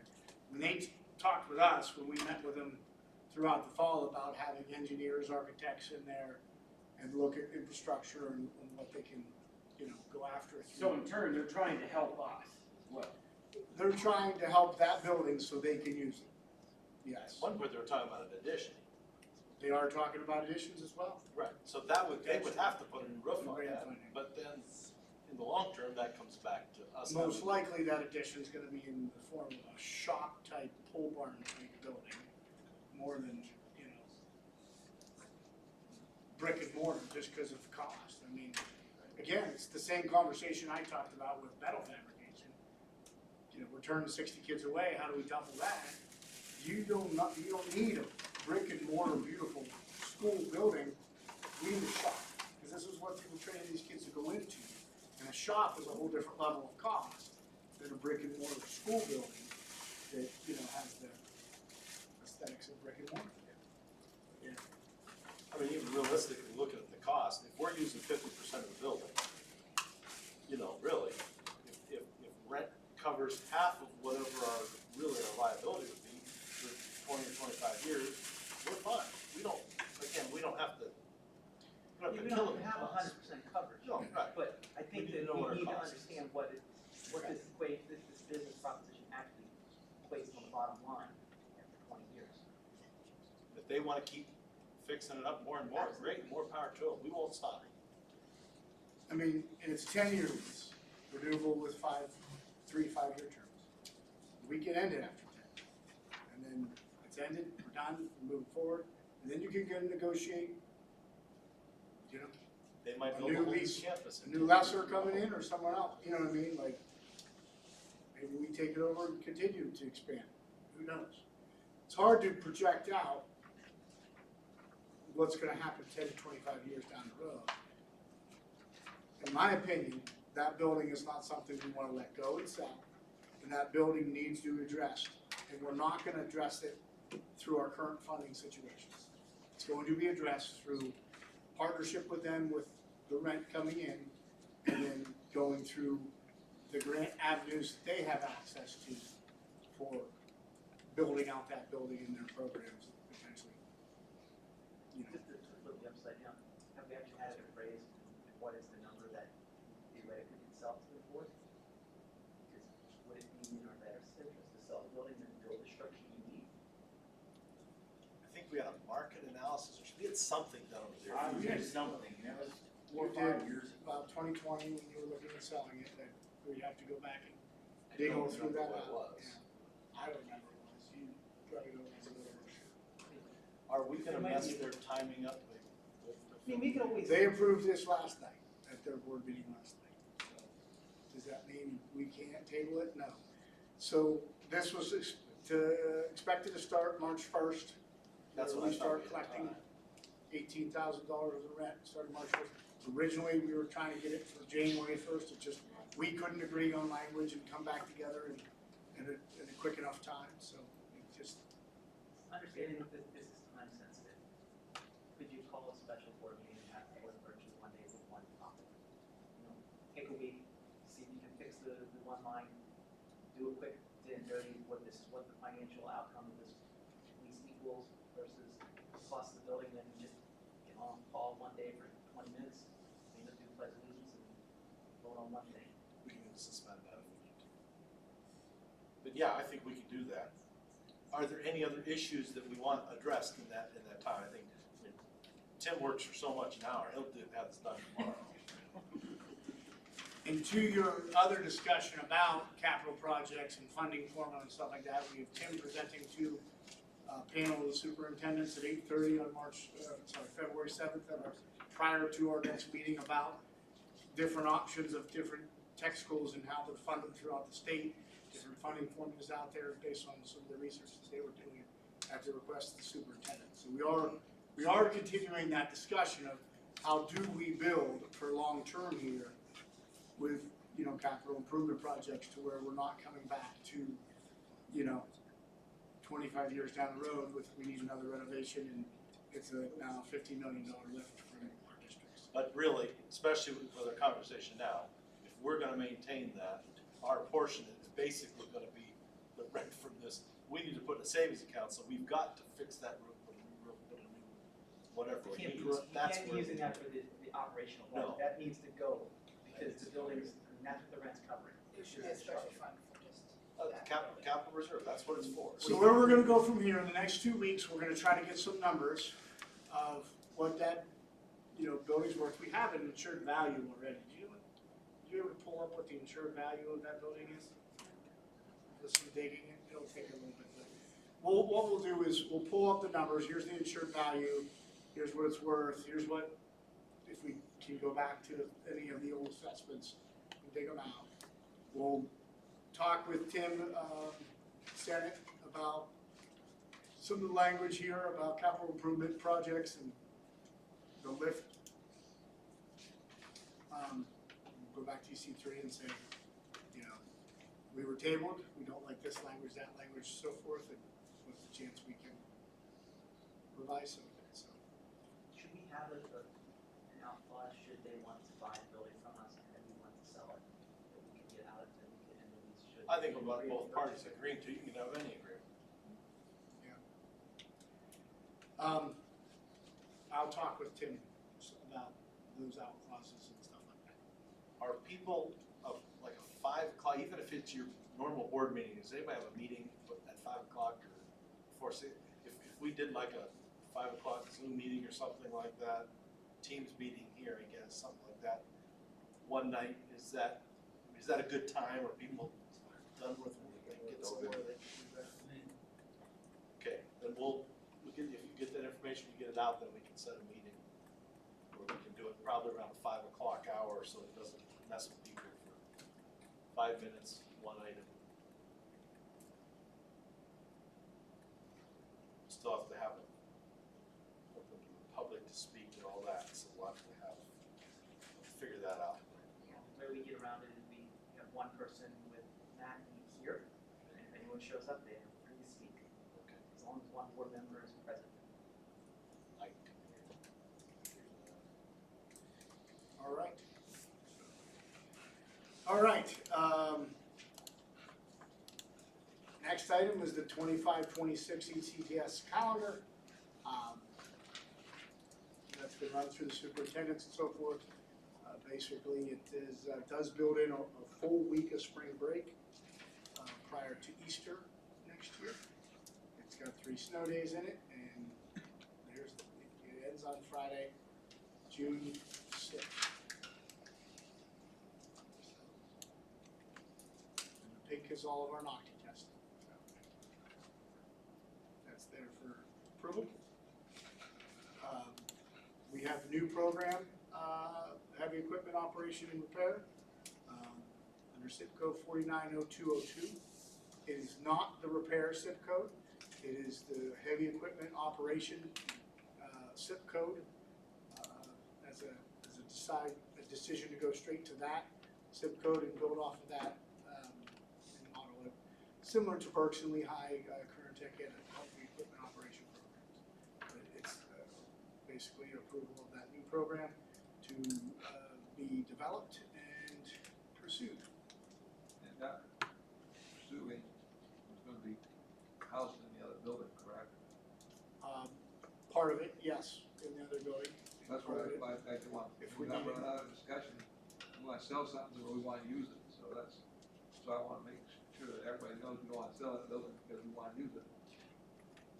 I just don't wanna approve this other class. I was under the impression that our class was gonna be strictly repair to start out. So we were under that, we did talk about that, repair versus operation. And we chose to go with operation in the end as an admin team recommendation. Basically, once we looked at it and said, we're still gonna go after used equipment, we're still gonna have to, there's still maintenance and repair as part of that zip code. But we were going off with the operation because that was the design of it. Sandy, anything you wanna talk about that? That was pretty much, we went back and forth multiple times. We talked repair, zip code, which is the diesel mechanic, is that zip code. For a lot of it, to start, you know, to build the program and then move over to their zip code down the road, we chose to just start it directly on the heavy equipment operation repair. There is a NOCTI, 8 different in the NOCTI testing, so we got to build to where we have 8 different pieces of equipment. We've looked at that, we put together a little budget based on that, thinking of getting used equipment, and if we get to the point where we don't have pieces of equipment, a couple years down the road, then we're looking at lease agreement to bring them in for a month at a time and train the kids on them and have them for NOCTI testing. That's kind of the idea. What was your projected expense to start out? $500,000 extra was to build that fleet of vehicles by buying some used equipment, you know, over time. And that was where we were looking to pull $100,000 per year, fund balance extra to then the $250,000 set aside in the first year to build the program to then buy that extra equipment. That was when we were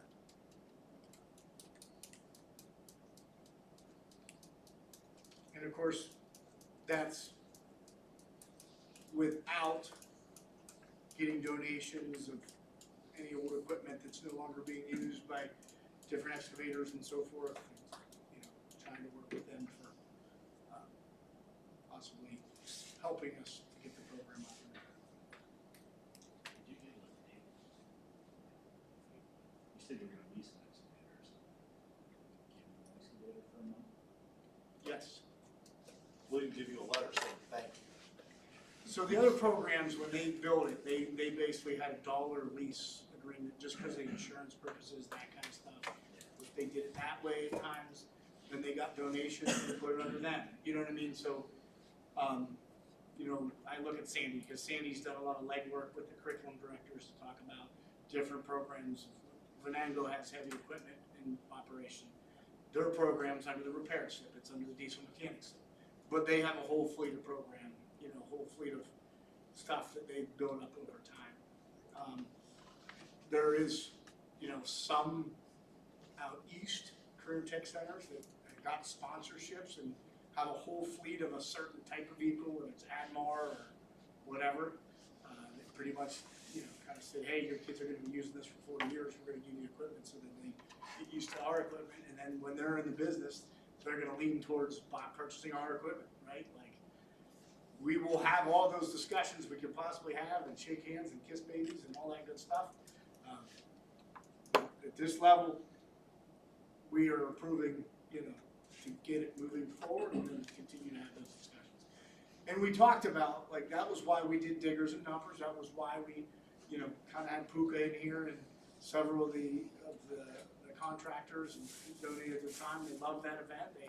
It's very, very beneficial. So yeah, we would totally take, here, you can use this piece of equipment for a month so you can learn on it, type donation. And then we'll have it, it's still Excel excavator. It's a lot easier of a donate, especially in the off season like now, when the kids are at school. Yeah. We do have to. December through March, you got stuff sitting that, And the other thing is that if you're gonna go buy used equipment, by all means, I'll send my 2 mechanics with you. Perfect. You don't have any. I have no idea. Correct. In putting together the budget that I shared with our admin team, I actually sent it to Frank and said, Frank, please give me any levels of expertise, because this is a guy putting this together based on Google searches and internet searches and who has very little expertise in the heavy equipment industry. But if we gave you the list of 8 pieces of equipment, I'm sure you could say this is what it costs for new, and this is what it costs maybe for a decent used, you know. I'm all for a heavy equipment operator class. I mean, I have very good friends that are operators and foremans for Shivers and everyone else, and, you know, they're all excited about it, but I'm just a little uncomfortable that how we changed our directions in a month's time, and this is really the first we're hearing about it.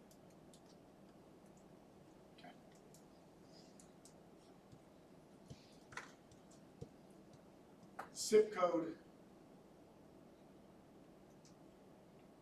I don't know, what would you say about it, Sandy? I leave it to you. There's advantages and disadvantages to both. The repair zip code is really diesel mechanics, and it's really focused on that.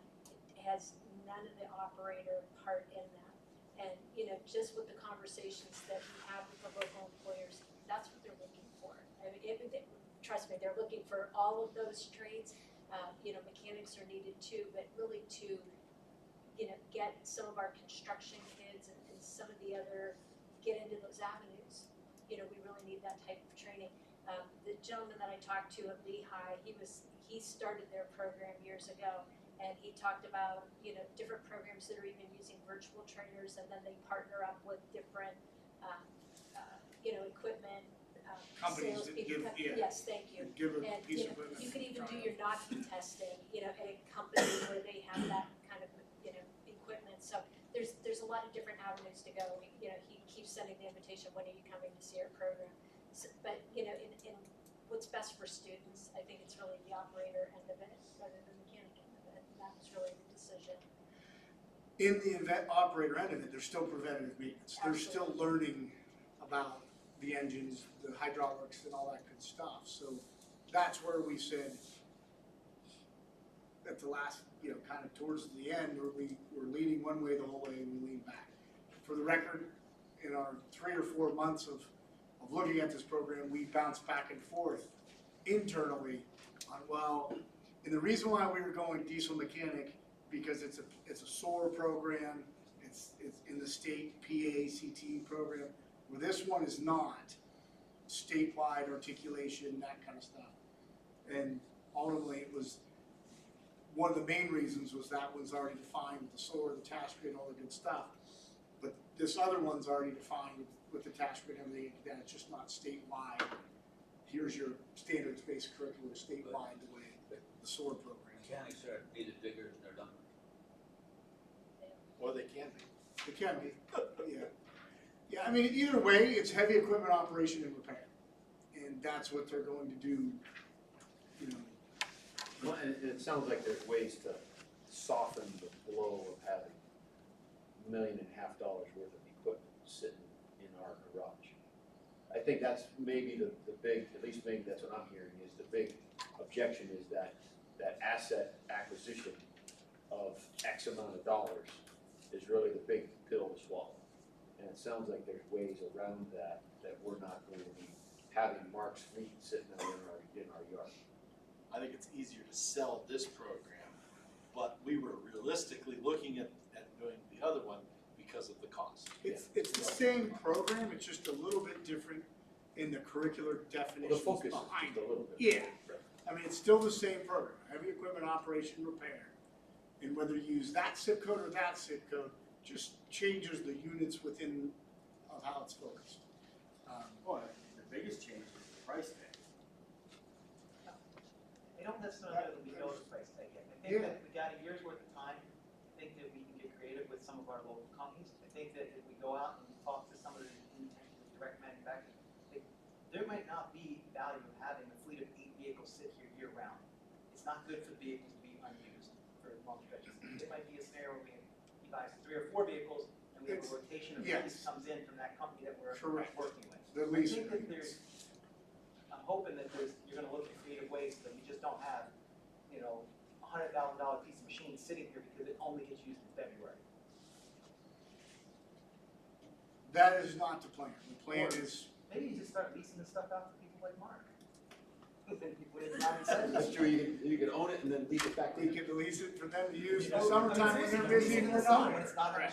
Or yeah, or a repair in kind, and then that's how you do it. Here we go. Go fix your stuff. But we could have had a lot of this equipment sitting in these last couple of weeks. I'm sure. Somebody wants to use it, put a nice building. You gotta finish Asbury Road, but you got stuff to do. Except for all the payloaders that get used this year. some equipment, it's not some. Loaders got used this year, it got settled last winter. Next we have, we're gonna move off of that one if there's no real questions at this point. Next we have the, again, and that's another one that can be tabled, like we can look at it more, we can do whatever, there's not like, we have time on that, right? We've had lots of discussion on new programs and whatnot, so if you wanna table it. And we can approve it, and if We you can guys approve come it. up with a reason that we need to change it. We change it. The SIP code is basically, you know, it's a back-end thing that drives the curriculum process, but there's a lot of overlap in both of those, right, with the heavy equipment. It's just, instead of focusing on engine as the main part of it, it's focused on the operation as the main part of it, basically. Personnel job descriptions, we build in the budget this year extra secretarial support as we are growing, we have more students and whatnot, and that's where we redefine the three secretaries we have, with adding a fourth one there in their job descriptions. We met with them several times over the last few months to pull those out, look at what they look like, and really much that's just executing them, hiring the fourth secretary that we budgeted for in this year's budget. So each one of these is one individual person. They all have two names on them. Yes. So that's why I was just verifying. It's one person. So Pam Pence is the first job description. Sorry, no. Heidi Crane is currently the first job description. She's the attendance secretary, but her job description was attendance/high school, right? The second one is the new position. The third one is Pam Pence, who was the registrar/high school secretary/registrar. And then the fourth one down was Renee Heberly, who was RTCT secretary and helped out with business partnerships, which was co-op and student services and all that stuff. So we, added some components of need where we might put a facility secretary in there with RCTC, to give some support and to our facility director with some secretary support. We added some components, some of the business office component to one of those with the new job, about 0.10 with business office FT work. So we just, basically going for the fourth, revised them all the other three to add the fourth secretary position. So that's what that is. Then we have budget. So in front of you have the 25-26 budget proposal. We worked with the PAC in a couple meetings and the business managers to go through it all.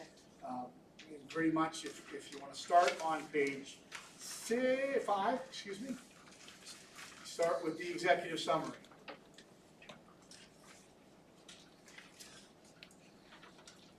So basically, it's an $8.25 million budget. It increased it's highlighted there in bold there in the kind of I guess just below the executive summary and revenue and expenditures. It is a 3.31% increase for the district contribution, which is highlighted in that just above there. $161,563 in additional contributions to the districts. So we kind of start with that big picture. And then we jump down to some of the detail behind district contributions.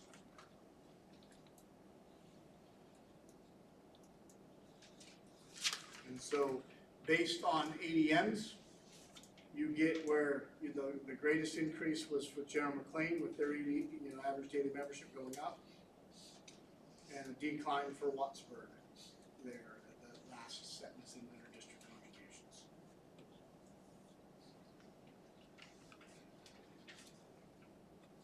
So if you grab the green paper, that gives you kind of the overview of the proposed budget. And then I'll dig into some more of the data just to show you a few other numbers that are relative. So in the green paper, that's the summary paper,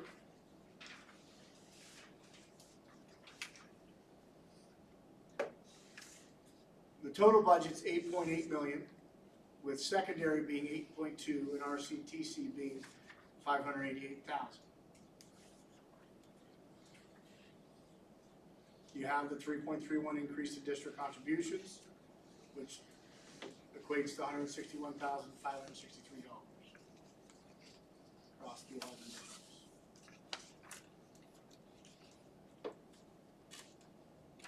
You have the breakdown of revenue, 60% coming from district contributions, 30% from state and federal sources, 10% from other local sources, with the lease agreements and adult tuition. On the back, you have a $75,000 transfer, which is consistent with past levels, from general fund to capital project fund for earmarked, for assigned capital expenditures and computers and copiers. Basically, $60,000. Couple notable other increases is $350,000 is the total benefit increase. $311,000 is the total salaries increase. We're looking at the green paper, Mike. It's got all the summary. You see some other budgetary reserves and so forth that we keep in there, $75,000 like we talked about for capital reserve and $70,000 for budgetary reserve.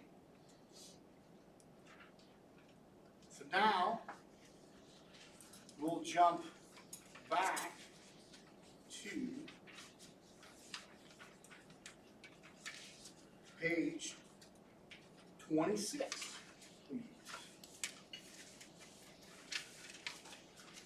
Page 26 gives you our average daily membership with our PIMS data for our 3-year average. Last year we were at 708 students on our 3-year average. In this year's budget we have 759 students. And you can see the breakdown by school district there. In the fourth column over, kind of the tan, I guess you would call that tan brown color, which gives you your percent participation share. It also has the percent changes, basically, in contribution on the far right column.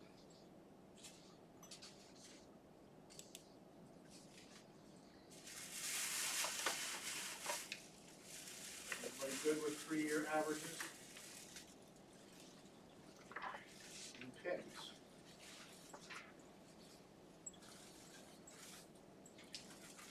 So we build a budget based on per pupil cost, based on the number 759, which like this year was 708. But we're educating 965 students on the budget this current year. So that 3-year averaging is a lot lower, which drives that per pupil cost up, but it's also backdated a couple of years for the 3-year average.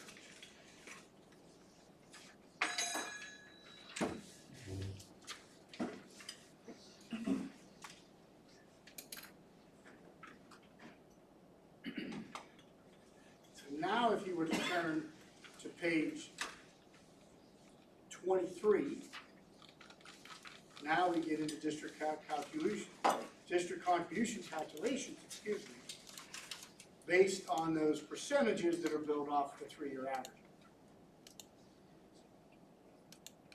So, on page 23, if you look at the second column in, gross district amount, you see what your total amount of district contribution is for 25-26 in this budget. And you have the red column, which is the vocational ed subsidy amount, which reduces it. And you get your net district amount there in the purple.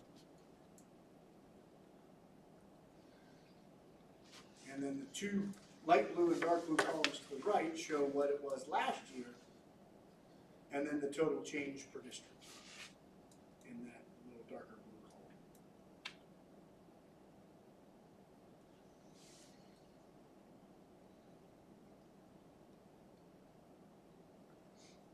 Any questions on those district contributions or anything, the calculations or how they're created? Thank you, General McLean. Everybody's gonna take their turn for the winner. Last year, Northeast took a big jump. Now General McLean's a big jump this year. And it's based on more kids using it, right? Fairview's got a bigger number. Yeah. I know there's a couple of days, the reason it is. Thank you. They have plenty, They trust got me. lots to worry about. Fairview's a big one. Sorry about that. Percentage-wise, you guys were a bigger change, but they. We'll take the percentage. Yeah, they got the percent change, so they got the total amount there. All right, so now if we jump back to page 6, you get your per pupil cost of $8,480, just taking that total budget by the total number of 759 students. And then you get your net average per pupil cost, which is taking out all that state subsidy. And then you talk about the ranges basically on, that calculation for market value aid ratio, that kind of stuff that goes into state subsidy calculations.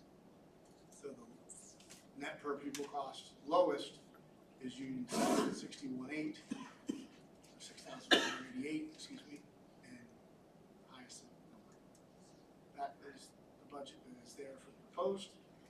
And with summary just below it, you maintain an unassigned fund balance of $2.55 million. An assigned fund balance of $318,000. With Peasers, assigned fund balance of $250,000 for a new program, and establish a budgetary reserve of $50,000. So that's kind of your general fund balance being right there around $3 million. Last month I had shared kind of that 5-year proposal that had our fund balance roughly at 2.8 for our general fund and right around 800,000, I believe it was, for capital projects at the time. And we talked about that we had added 1.1 million to the fund balance, and that at the end of this year we'll bring a motion to shift some of that over to capital. Any other questions? Then you have all the detail by program, by so forth, breakout in those middle pages that I skipped over. You can see all down through there.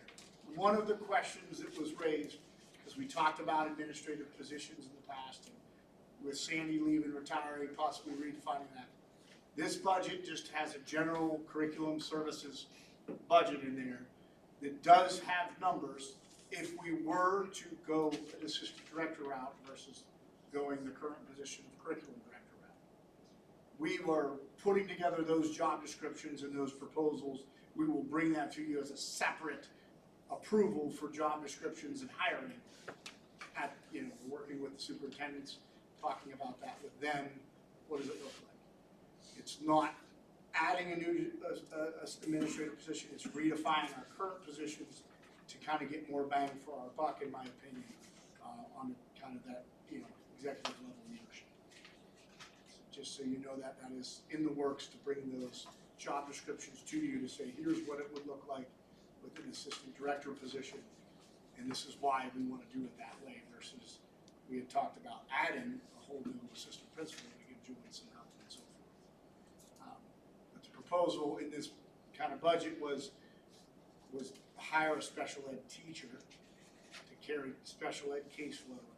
We don't have any special ed teachers that are working in the career and tech ed side of things. Lisa and Sandy kind of handle all that caseload. Pull off of Lisa and Sandy to get kind of like a 0.6 FTE of an administrator to do more major projects. I mean, looking at it, it looks like roughly about a 9% increase in expenditures and 9% increase in revenue. They matched up pretty close, right? Yes.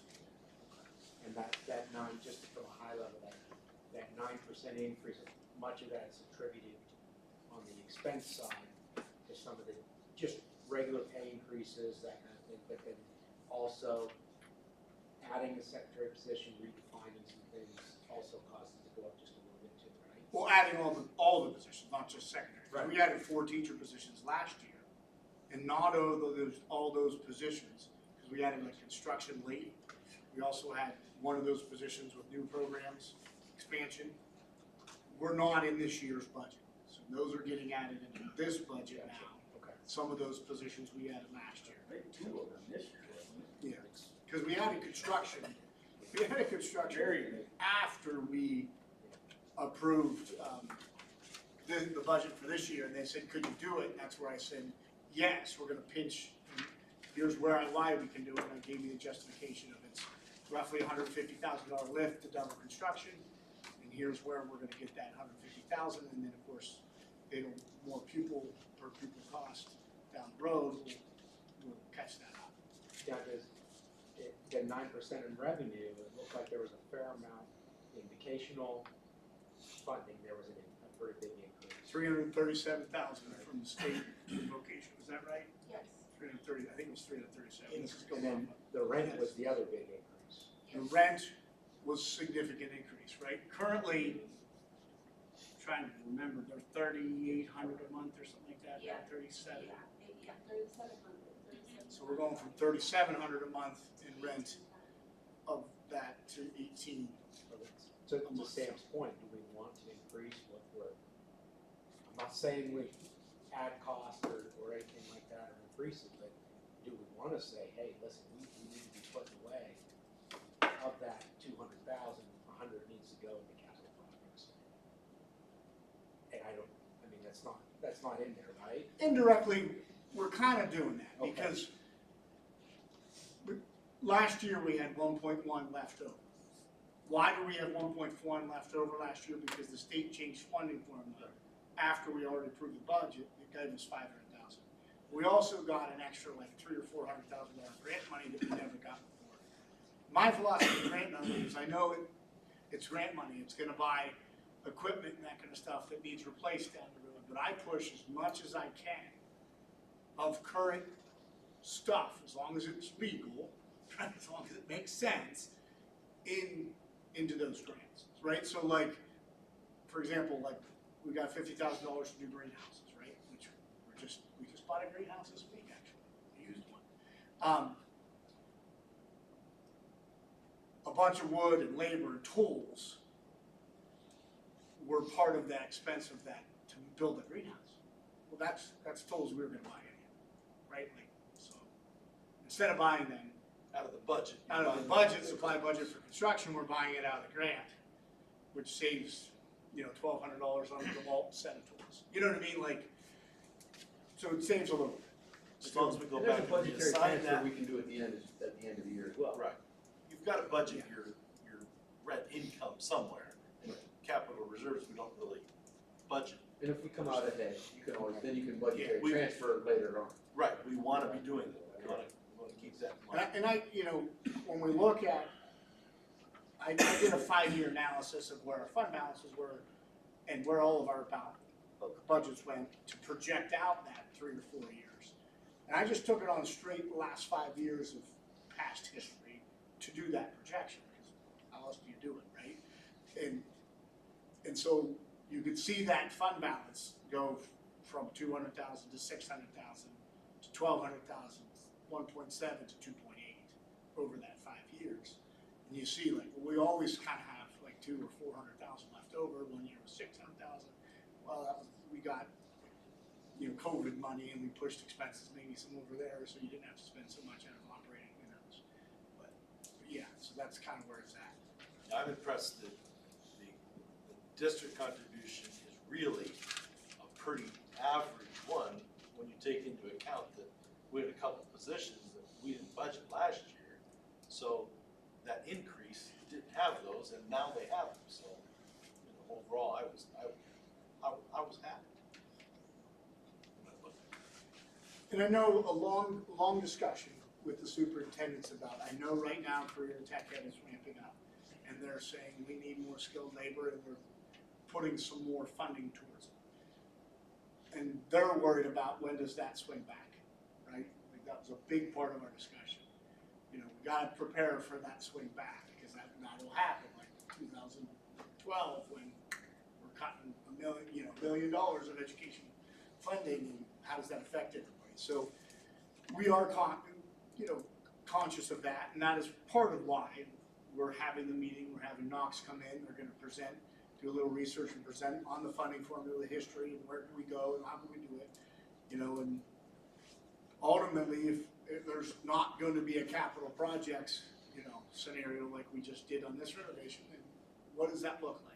Are we setting aside $250,000 or a little more annually, just say this is building capital projects for 20 years down the road, knowing that we're gonna have expenses between now and then that's gonna draw, you know, X amount of dollars out of that, 25% out of it here and there to do a new roof on the skill center, to do HVAC systems and so forth. And it's an unknown whether our partnership with EC3 really does address the needs of that building as well as we'd like to hope it does with this grant money. But they're talking about going after like a $7 million grant to redo the infrastructure, and, you know, there's money flowing that direction. There's money flowing towards workforce, there's money towards apprenticeships, there's money towards, you know, those community colleges right now to build out that infrastructure of that way. So that's where we're at in this proposed budget. Any other questions? I think just that, it's always good to say that we're gonna move the money at the end of the year. When the money's not there, it doesn't get moved, and the bills still have to be paid for it. I think that putting the revenue from the lease directly into the operating budget is a bad decision. It should go directly to a fund for the structure. Because what did you come up short? I'd rather see the money move there every year. Instead of us being $1.1 million heavy, we're $900,000 heavy. But the $200,000 is already there every year. Because if you don't, I think that we should, I think that we should formalize that is in a policy that we are going to divert this 50% revenue to a specific fund every year, and it should not go to operating, the school's operating expense. It should go to the refurbishment of the structure. Yeah, I'd be fine with, I think this year, because we have that revenue, that money sitting there, I think we can make that decision to move that this year. But I think just for budgeting, starting with the next year, budget. that we should put that in a formal policy so that other boards know, joint operating committees know what the intention was. There's no ambiguity, that you don't find that we brought the piggy bank for 9 years in a row because we needed to not go up, and then all of a sudden we put this school in a position where now we have to have a capital project that we can't get anyone to agree to. Yeah, it'll be interesting to see what Knox comes up with other ideas, but still, I think even our discussion earlier about the lease, that's what we need to keep that money for, is for fixing the structure that's there. So yeah, that makes perfect sense. I don't know that it's worth messing with this budget. No, the money I was talking about moving in a year was the 1.1, part of some of that 1.1 from last year. Dennis's point, you're incorporating the lease revenue into this operating budget. Right. Correct. So I mean, so we'll just fix that next year. yes. Maybe we can get the policy in place and then, Let the record show. Let the record show. there's no misconception as to what's supposed to happen. Sure. And to me, it's again, you got unassigned, you got assigned, and now we're taking, you know, when you talk about budgetary reserve for this, budgetary reserve for that, we're basically setting aside whatever you decided, $100,000, 50% of the revenue, whatever it might be, of the lease is going that direction. The great part about unassigned and assigned is we can assign it and we can unassign it. That's the great part about it. The good news, that's the the good danger. news is, That's we're the at danger. 3.3 million in the bank. Last year, we did not have 3.3 million. We had 2 million in the bank before the start of last school year. So that to me is good news, that there are some things going up in fund balance, and then we'll continue to manage, try to figure out ways to bring in revenue and save money. And you know I go back to that solar project, but the purpose of that is energy savings. Like that was, with the grants out there and so forth, is the long term, we're saying we're gonna save millions of dollars and so forth. So that's where that comes from. And again, that's, the students are paying a cost to come here, and the students are paying a cost to come here in the summer to accelerate their hours, and that's what's gonna pay the substitute cost, which is where we're heading. We had to build it off both ways just in case, but I believe neither one of our teachers wants to do it, and they have earmarked one of our student teachers that we currently have that's on our sub list to run that program with some supervision from our teachers. And that's it, and then when you get to my report, it's pretty much all the very similar information, a solar project, of EC3. I have a couple student highlights in there, Mike, I think I covered it all at this point. You can cover student highlights. Budget presentation, solar grant project, new program discussion, cosmetology. Board of 99 luncheon, those invites went out to have a lunch with all 99 board members invited. Who did the invites go to? Did they go to everybody or every district and then next year? I believe it went it's supposed to go via email to each one of you. Did you get them? Nobody's got them yet. I didn't get it. That's why I was curious if it was going to And ours. then it was going to be mailed as well to your home addresses. Julie would check on that tomorrow with Brittany. She was taking care of that, where we're at with getting the email invites out from Board of 99 lunch. I gave her a 10-day window to get that done, so. And you're asking for an RSVP on that too, just so you. Yes, please. Just so a we can rough plan one, with just the so we know. students in lunch.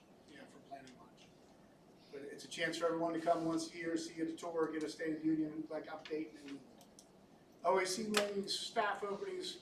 We got some approvals there for a couple new staff member scenarios. Morgan Larson is our recommendation for THM hire, a former student here. And then we have a couple student highlights there with students that are doing great things. There's the one I'd like to highlight is Araya Russell, the top left. She had a student go into seizure while they were driving to school together, called 911, met the ambulance here, called the parents, handled it as she was driving with one of her passengers going into seizure, did a nice job saving, helping that student to have a good, that was kind of a neat, she did a nice job, is what I'm trying to say, on handling that situation while driving with your passenger going into seizure unexpectedly, so very nice. And with that, we're ready to call the meeting to order. Everybody good, keep going? All right, let's go. Let's have a moment of reflection.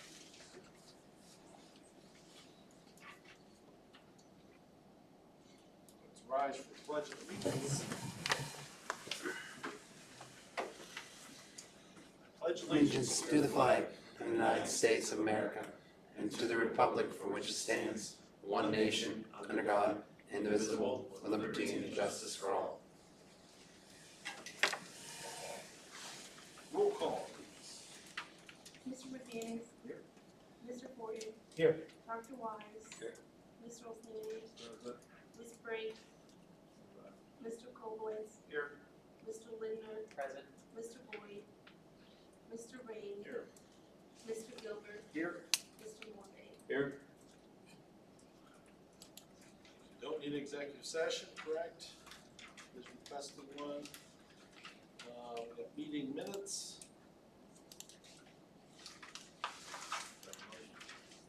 Sure. Second. Moved and seconded. Any discussion? All those in favor signify by saying aye. Aye. We did student accomplishment already. Guest and public comment, if I'd like to address the board? I think so. Important items coming, we just went through those, right? What time is it?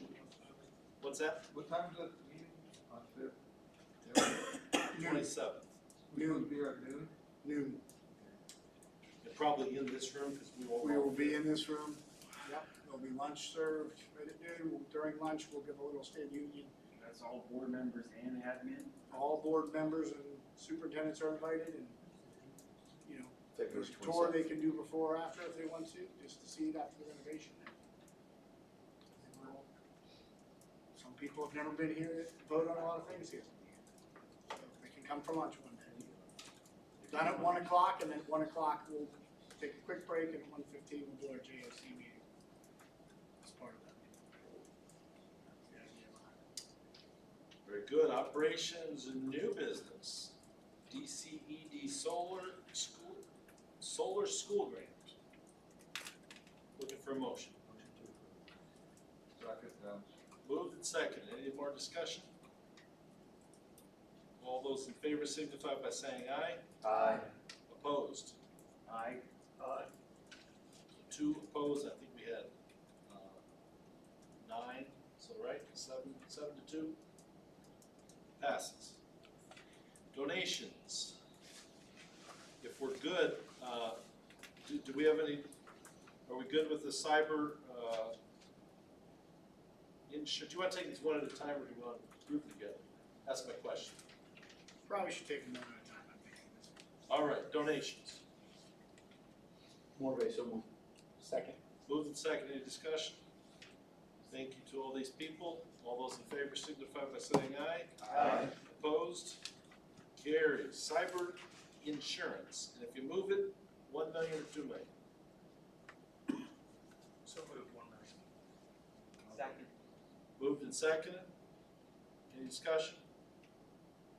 All those in favor signify by saying aye. Aye. Opposed? Carries. Okay, long-term lease, we want a motion to table that? we approve it, we can change this, or will we discuss? I think we need more. We want more. Yeah. We're gonna do a call and try to get it approved here, probably 10 days to 2 weeks, once we get some. If somebody wants to move. I move to a, table it to a special Motion. session. And second, all those in favor signify by saying aye. Aye. Opposed? I'll go with it. Okay. Table. 25-26 ECTS calendar. So moved. Second. Moved and second, any discussion? All those in favor signify by saying aye. Aye. Opposed? Carries. Got it all so far? Great. Last month, they let me do one motion, and we went home. I This month, every- Well, it's because we got this with different stuff. I understand. Bounced around and I'm just put them all mowing, together. Dennis, let me mow. Gosh, New program, F. So moved. Second. Moved and second, any discussion? All those in favor signify by saying aye. Aye. Opposed? Opposed? Carries, 8-1, I think. Support personnel job descriptions revision. Motion. Moved and second, any discussion? All those in favor signify by saying aye. Aye. Opposed? Carries. ECTS budget for 25-26. Morvay, second. Moved and second, any discussion? Yeah, Sam, do our home districts, did they get a copy of this, do we know? Yes, They have one? we've met with superintendents twice with several discussions and business manager.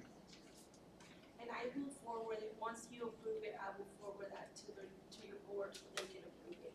So they will have it. We're just approving and send this to our boards. Correct. For final approval by. Then we have to approve. And just to clarify, they get a shortened version of it when we have a discussion. They didn't ask for all the detail in the past of kind of pages, whatever it is, 7 The through. detail of the expense. Yeah, they don't get the pie graphs and all that kind of stuff, just so you understand that. We reviewed the bottom line stuff with it, it's about 6 pages before we do the superintendent's. And shall we have the record show that we're fine this year with the way it is, but starting for our budget for the following year, we'd like to see the rent from any facility to be not in the operating budget, but in, straight into capital reserves. I think that's maybe, it doesn't necessarily be in budget, it could be in standalone motion. That'd be a little bit more clarity. I would like. We can do that again. Right now, we can mention it. Any more discussion? Steve wants up minutes. I do. No, right. All those in favor signify by saying aye. Aye. Opposed? Carries. Cosmetology Summer Advancement Program. So moved. Second, that was Moved and second. Any discussion? All those in favor signify by saying aye. Aye. Opposed? Now look, we can skip the next thing. How great is that? 'Cause we didn't see that on the next page. Business manager report. Okay. As of December 2024, our general fund balance was $4,298,682.86. Our capital projects fund at $2,089,987.03. Student activities of $22,570.33, and our benefits accounts at $12,279.20. We have received 48% of our revenues and expended 44% of them. I also wanted to say, I know your financial, some of you have already sent me the statement of financial interest. So when you give it to the board, if you make sure you have your accounting technical school, you can forward me that. I will email you tomorrow the link. If you want to do it online, you can just do it online and forward me the PDF for your statements. Just muttering that for me. Yeah. And remembering it's about last year, not this year. That's right. Yeah. Yeah, so I will send that email in case you want to do it. We'll Also, use you it have to as send me the it's paper here. copy, which is fine. In a good try. Yeah, if you want, right, we're gonna start getting paperwork together. Anything else? Nope, Anything on treasurer's report nope. or payables? Last time. Then we've got G is approval of all financial items section in the agenda. If someone would like to move that. So moved, Cobles. Second, second. Moved and second, any discussion? All those in favor signify by saying aye. Aye. All opposed? Carries. Administrative Services and Human Resources report. We've got policy, anything? We've got policies there, second reading. Hiring and transfers. Resignation and retirements. Stipends. Other leaves. Takes us to G, which is all items in this section. So move Gilbert. More basic. Moved and seconded, got a couple of choices, whatever. Any discussion, on any of those? All those in favor signify by saying aye. Aye. Opposed? We all extend ourselves. Superintendent's report. Thank you, Mr. Ring. I talked already about solar in our conversations regarding solar. Matt summarized those two, kind of where we are in that process in terms of being approval of the application for the grant and then reevaluating in terms of the next steps. We talked, I think I talked last month about our conversations regarding budget and the heavy equipment conversation and how that from our standpoint got moved from implementation next year to the following year, and the effect that would have on our local district budgets, and the fact that the budget that we looked at tonight had an increase for districts, but an increase for districts just based on enrollment, rather increases in enrollment rather than in program costs and things like that. And then the only thing other than that with the budget is Matt's going to be presenting to us regarding the difference in administrative positions. And the difference between an assistant director and an assistant principal to have that conversation on our end. And other than that, we'll have a little bit of education and history lesson regarding the formula coming up next month, because there's a lot. I think like we talked about tonight in terms of conversations about revenue generation moving forward, and just the fact that there's a lot of people in superintendent positions that weren't there the last time those conversations took place, which I think we went for everything too. That's it, thanks. He's gonna report on funding formula. I might not be here, that's dull. I'll fill you in. I'll give you the cliff notes. And you've done your leadership report? I did. Solicitor's report. I'll be reporting to Tim to answer those questions for you. Excellent. So can we have approval for the report section? Moved and second, any discussion or questions? All those in favor signify by saying aye. Aye. Opposed? All right, then we have supplemental reports. Is there anything there that needs our motion? Attention? Just a bunch of information.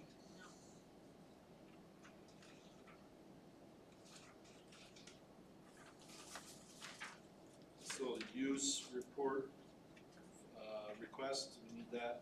Yes. Looks like there's a couple there. So that's C, 14C, facility use request. So let's move that. So moved. Moved and seconded, any discussion? Fairview. We good on that? All those in favor signify by saying aye. Aye. Opposed? Carries. Correspondence?